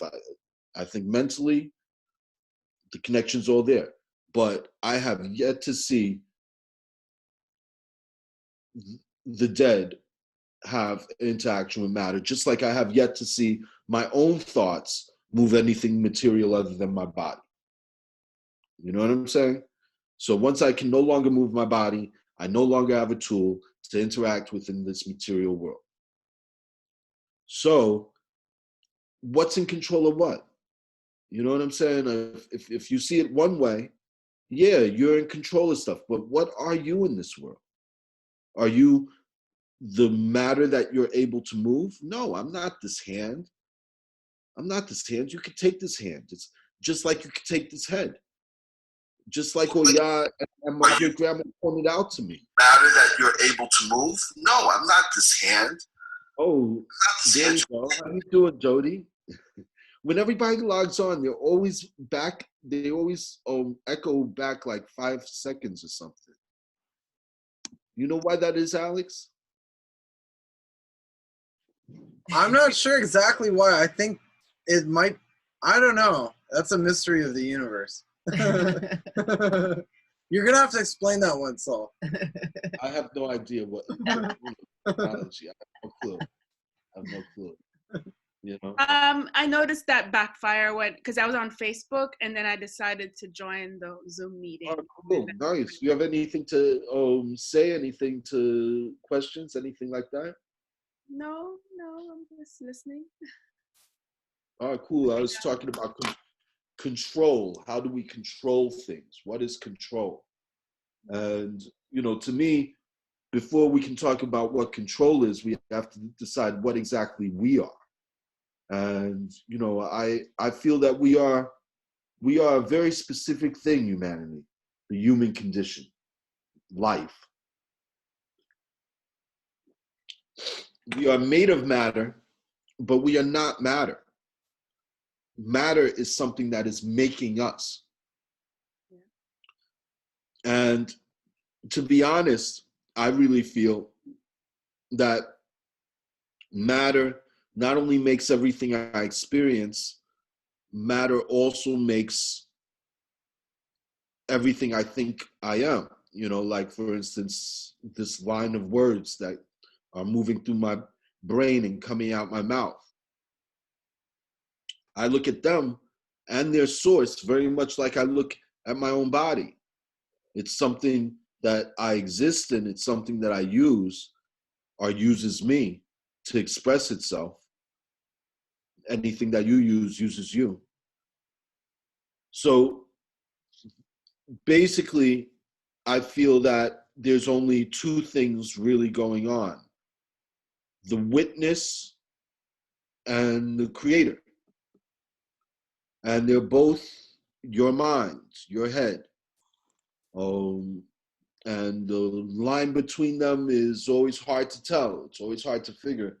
But at a certain point, there's a part of you that is just the witness, that does nothing more than witness what's going on. And I would believe will continue to witness what's going on because it has no need for expressing itself in the material time and space world. But then there is the creator, and the creator is also you.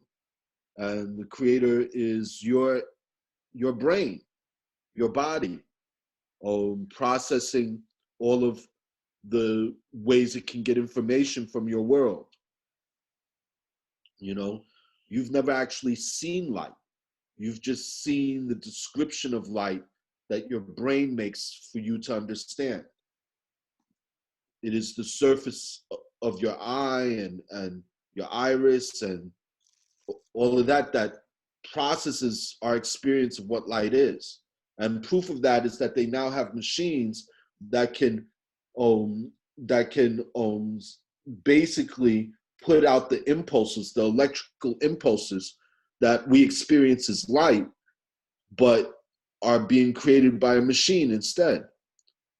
And when I sleep, when I dream, the light that I see, the sunlight in my dream, is the same light that I see right now streaming through the window.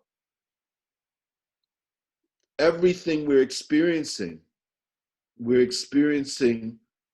by electrical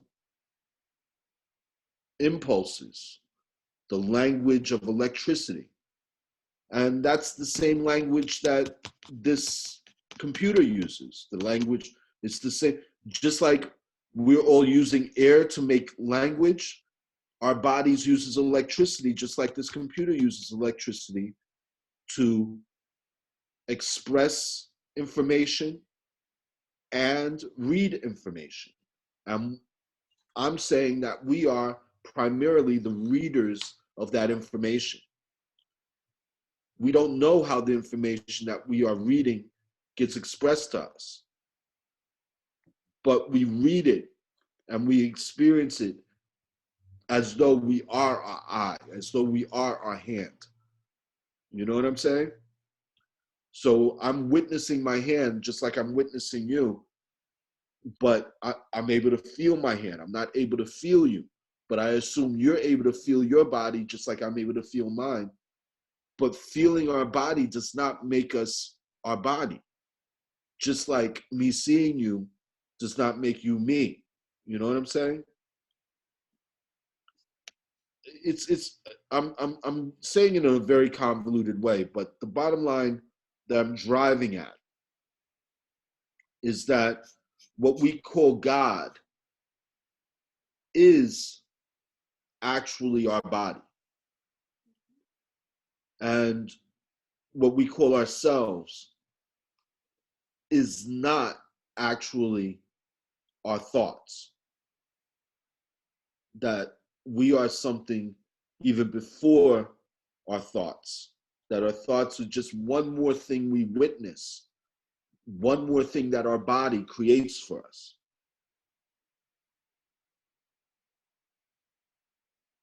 So the point of that being that all of the emotions, all of the things that drive us, all of the things that are characteristically us, all of them will be expressed by our children in their own way. Just like when we pass down our DNA, it's going to be expressed by their children in their own way. The fact is, though, that the universe that you're witnessing and the universe that you experience having an expression in is absolutely unique. Like your DNA is unique unless you're twins. But even if you're born twins, by the time you're old enough to understand what I'm saying, your DNA has changed due to epigenetics, due to your experience changing your very DNA. And the fact that you are in two different places. Ai Weiwei has this beautiful piece where he has 10,000 sunflower seeds, each one uniquely painted. What I'm trying to say is that Orisha own everything and are everything and express themselves through everything. And one day I'm going to have to give my head to Obatala. One day I'm going to have to give my heart to Ogun. One day I'm going to have to give my carbon to the environment. One day I'm going to have to give my iron to the environment. One day I will stop expressing my ideas. One day I will stop expressing everything that makes me an individual. But everything that makes me an individual will go on existing in everyone else for eternity. Just like everything that makes me an individual has its root and its origin in the Big Bang. What I'm trying to say is that each one of us are this unique expression of God. Each one of us have all of existence within us and are looking out at all of existence. The real issue here is your unique experience of the totality of time and space and your unique record, your characteristics.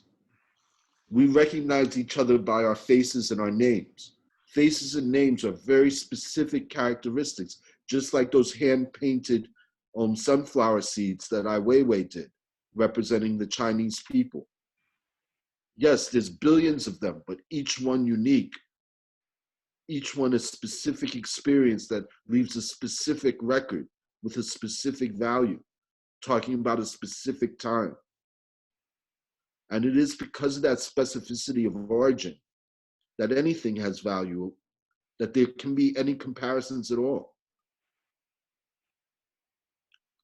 It's all a worship of the singularity. And each one of us and everything we're made of and everything that we will be broken apart to be a part of is a celebration of the fact that we are all one thing. It's a celebration of the singularity. And each singularity has to be different from the next singularity in order for the singularity to exist within the singularities. In a sense, nothing is really going on except for the fact that we are so bound to not being one another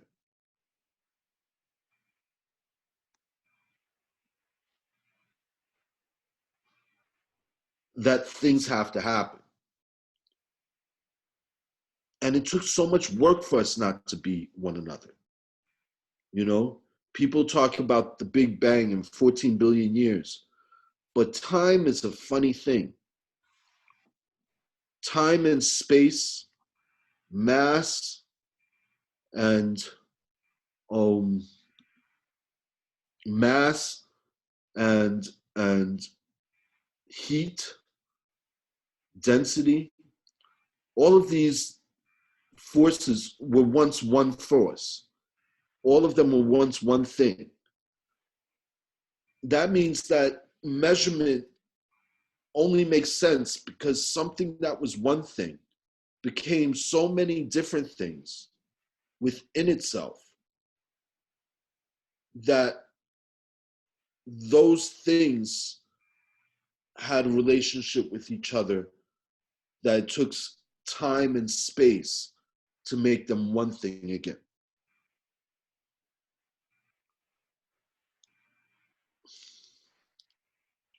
I guess what I'm trying to say is that we are a field of energy that congealed in countless singularities.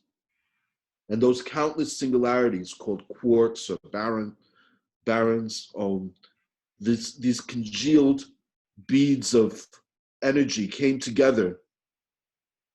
And each of those congealed beads of energy that came together to create nucleuses and atoms and molecules, each of them that came together were all one thing, but it was because they didn't recognize each other as being one thing that these things were able to become at all. It is because of surface tension, it's because of cell walls, it's because of division that diversity can exist at all. Humanity will never be able to experience the diversity that it experienced before the modern age, because we are not trapped by our terrain or by time in that way anymore. I want to change the subject a little bit and talk about the difference between an atom and a molecule. Atoms demand an electron or demand two electrons or demand to give up an electron. They have a need for these things. Molecules have a need for certain environments and certain conditions to make them exist. Let's take the most important molecule to life, water. It's two hydrogens and an oxygen. Hydrogen is a Legba, and in the case of water, it really is a Legba because the two hydrogen atoms are like 2 feet on the bottom of the big oxygen atom. So the oxygen holds 2 hydrogen atoms like 2 feet underneath the big oxygen. That's water. Oxygen, of course, is Obatala, the head, Yemaya, the giver of life, the mother of life, and the 2 hydrogens, a Legba, that move life around. Now, unlike most molecules, when water is frozen, it actually grows. It actually becomes bigger and lighter than when it is warm. Cold things are supposed to be dense and fall. The reason why an air balloon goes up into the sky is because the sky is cold and the air in the balloon is hot, so it rises. If that was ice, then all of the ice would be on the bottom of the ocean, and the top of the ocean would be, or the top of the lake would be liquid. But that's not what happens with water. Water gets into such a structure that it actually acts like a boat and floats on the cooler part of itself. I think that the reason why that happens is a description of how water gets when it's cold. Water gets civil. It it it it gives itself social distancing. It holds back the need to cling together in the cold. It creates a structure in the cold. And then as a liquid, it's more dense because it let goes of that structure. It relaxes. It isn't so cool and formal anymore. It relaxes and the molecules are able to come very close together and flow.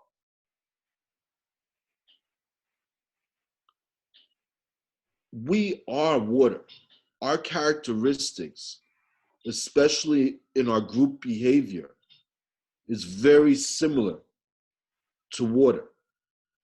Our response to this hot virus is to cool ourselves out as a society, is to make sure we have social distancing, is to not travel around like we're steam or like we're water, but to cool out the situation and have everybody make a structural form that keeps us all 6 feet apart. The virus, Corona, it shut our hot society down. And since our society is cooled, more structured, we are actually less of a weight on the society around us, on the hot earth. And the earth is cooling too, because we're cooling. All I can say is keep cool, people. Keep cool. You know, be like water. And right now is the time for us to be really cool water and almost be icy with each other. Give each other the space rather than the love of hugs.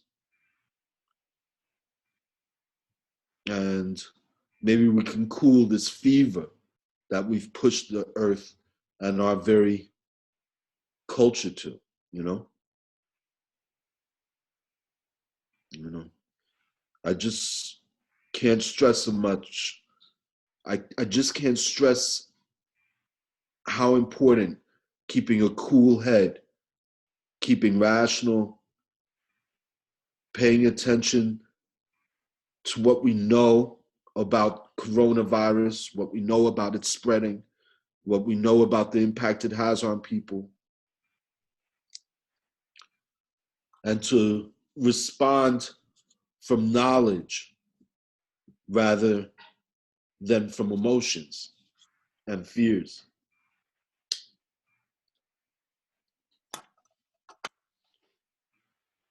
You know, at least that's my attitude. You know, I'd love to be out on the corner sipping some wine and smoking a J, but our society isn't that cool yet.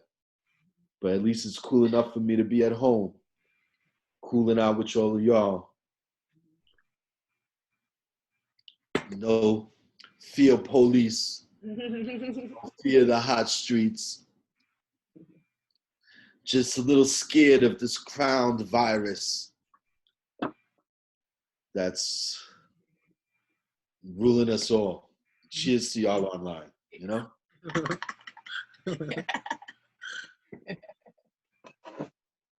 Yep. We got 15 more minutes left. Mini with Joni. Yeah, I'm telling you, life is good. You know, we got 15 more minutes left. For those of you who aren't locked in on Zoom. Hey, Jody.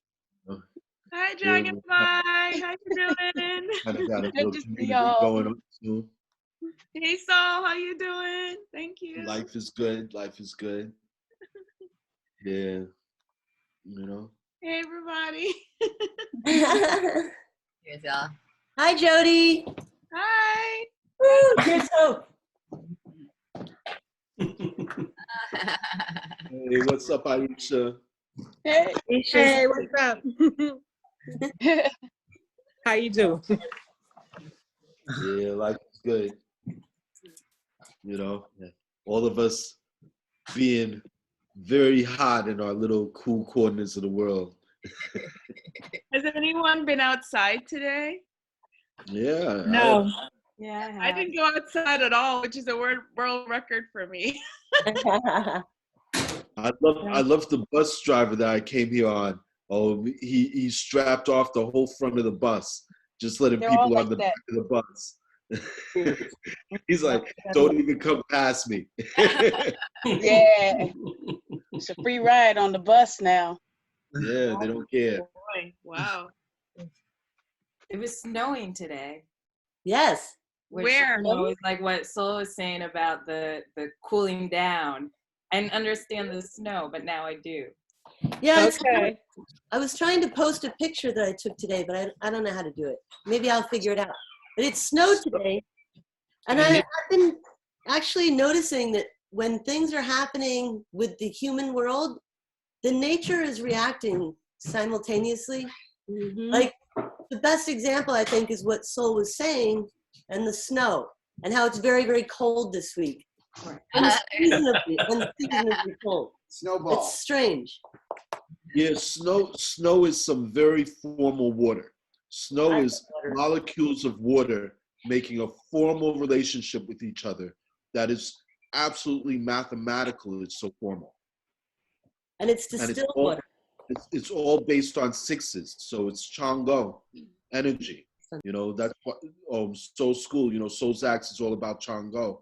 And Soul Snow, Soul School, Soul School Snow is all about sixes. It's all about hexagrams. It's all about teaching culture soldiers how to sway society through the hex, through the flow of electricity, through information and how it is disseminated. You know,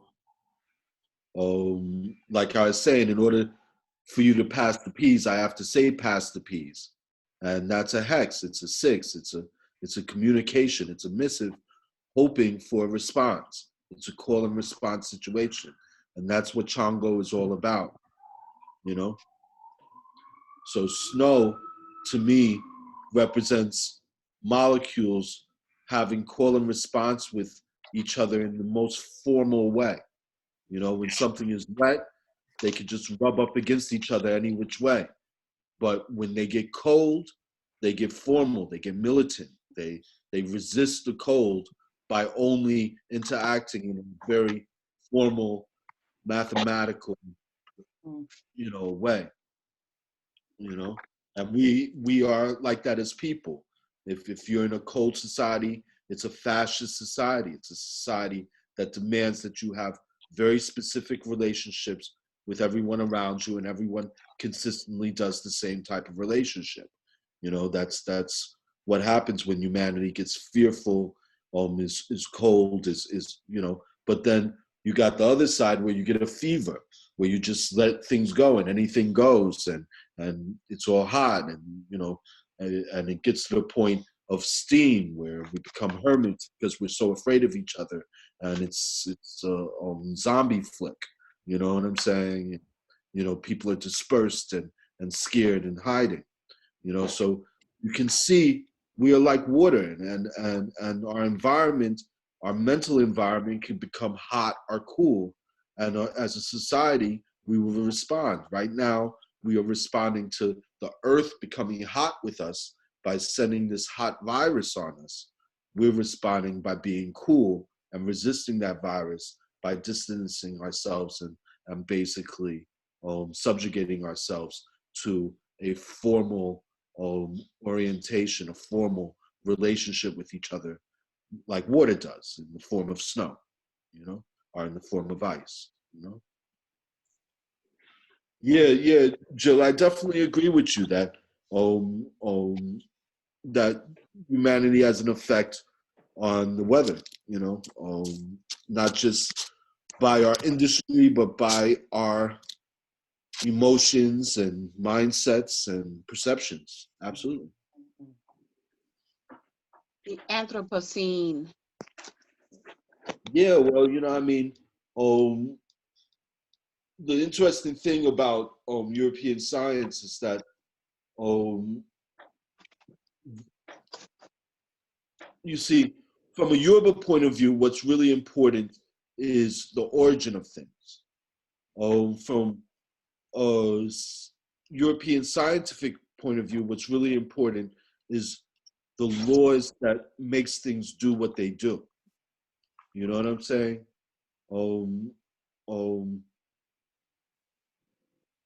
They call this the Anthropocene because they feel we are the cause of the environment. I would say that the cause is always mutual. What we sculpt sculpts us. What we control controls us. And by looking at the origins of things, you're less likely to get into moot arguments as to the causation of things. Mm-hmm.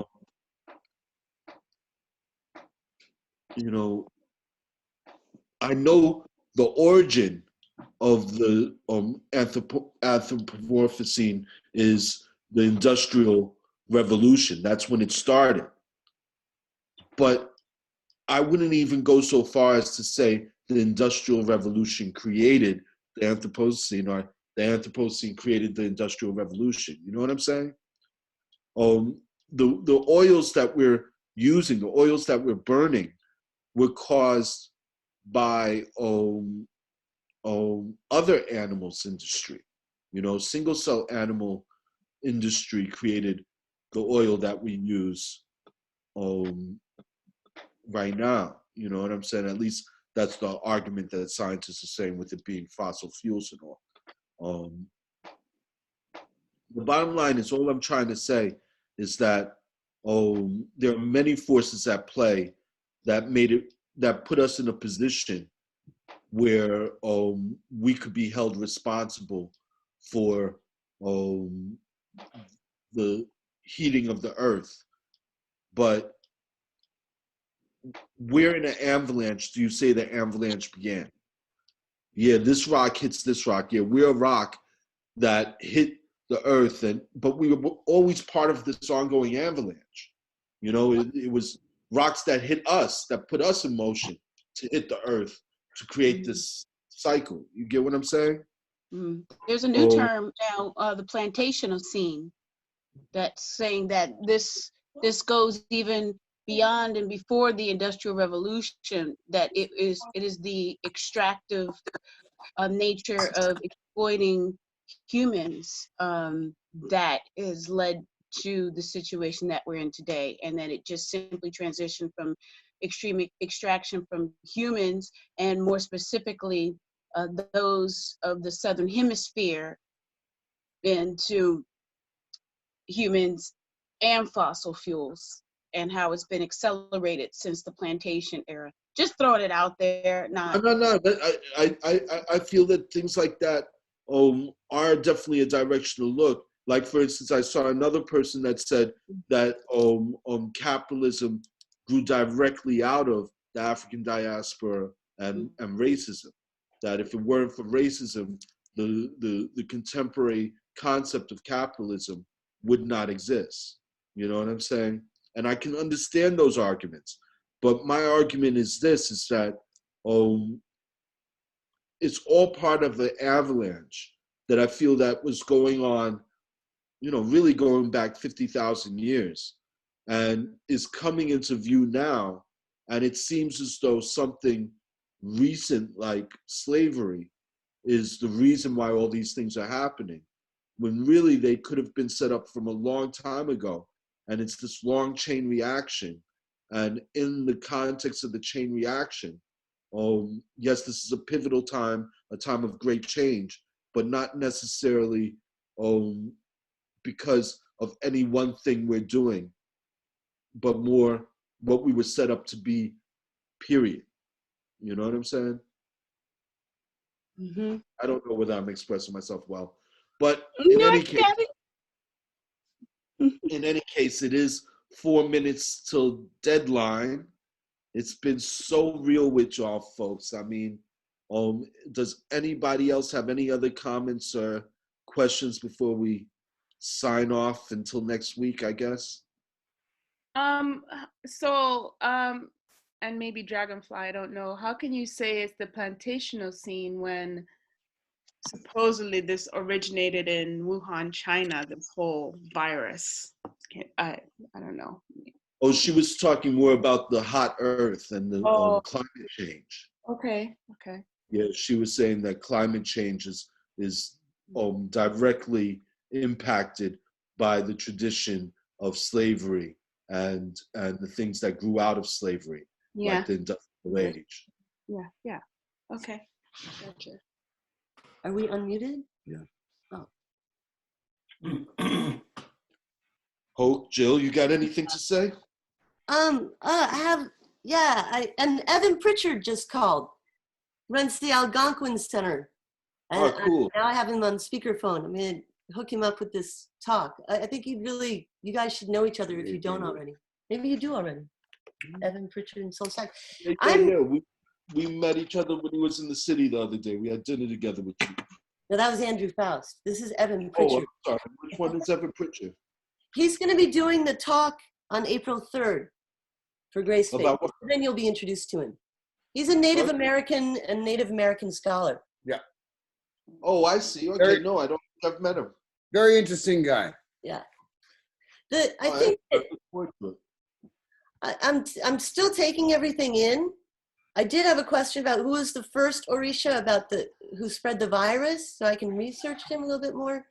But I also signed up for a course, I think there's a lag, on linguistics to study performance art as a form of language. Yep. So I think as I learn more about that, I may have more questions for you during the discussions. Oh, I'd like that. Yeah. As far as linguistics go, everything's linguistics. Information is the information is basically everything.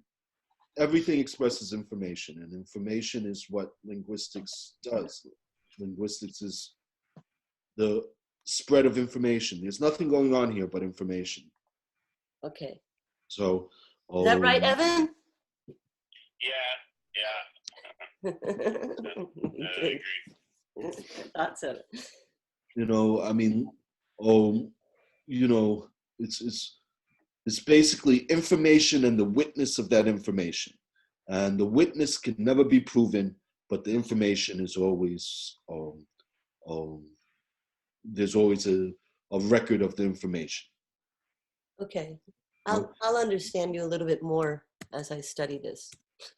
Well, I mean, it's kind of like we don't know dinosaurs existed, but we see the information they left behind, the bones that they left behind, and based on that information they left behind, we imagine that there was something living in that one time. Right. You know what I'm saying? We can never know what was living in it, but whatever lived in it created something that left information that we can now read, and based on what we know about reality, we know this thing once existed as a living thing. Mm-hmm. You know what I'm saying?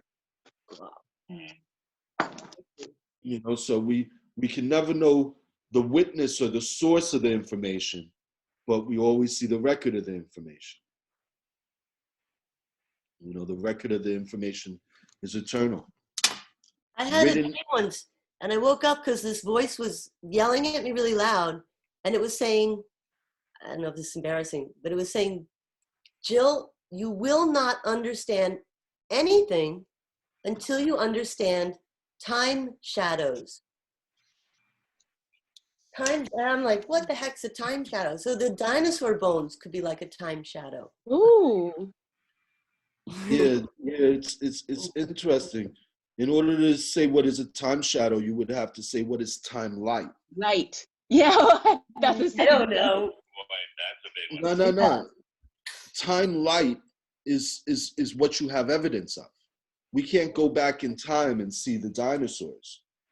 So the only evidence we have is what survived without change between then and now. And that would be the bones, you know, at least the shape of the bones. Right. They survived from then to now, holding a record of that time. So that would be the time light. The time shadow would be everything else that happened between when that record was made and you observing it. You have no idea what transpired between the time when that dinosaur fell over and that bone fell into that place and where you're at now. Mm. You know, so yeah, I think that time is like that. Time has things that it leaves very clearly, evidently around us that we can see windows into very distant times. And also time has implications. There are things right now, right here, that if you observe them accurately, you could see what's going to happen in the future. You know what I'm saying? And sometimes it could be very obvious, you know. Oh, you see somebody who just tripped and you can know in the next few seconds they're gonna hit the floor because you know what that is, you know? Right. The whole reason why we're so turned upside down as a society is because the patterns of the future have changed, and what would usually be Tuesday 9 o'clock's activities are suddenly completely different than we ever thought they would be. You know what I'm saying? But we're past 9 o'clock right now, and we're moving in where. Yeah, I do have to go. I enjoyed this community so much. Thank you. Yeah, me Thank too. Thank you. Yeah, it's great talking Thank to you, y'all. Sal. Yeah. My pleasure, my pleasure. Keep cool out there, people. Yeah, keep it cool. Safe home, Saul. We see you next week. Thanks, Saul. Peace out. Till next week, y'all. Peace. I'll hit you up later. Yeah, anytime. Yeah, good.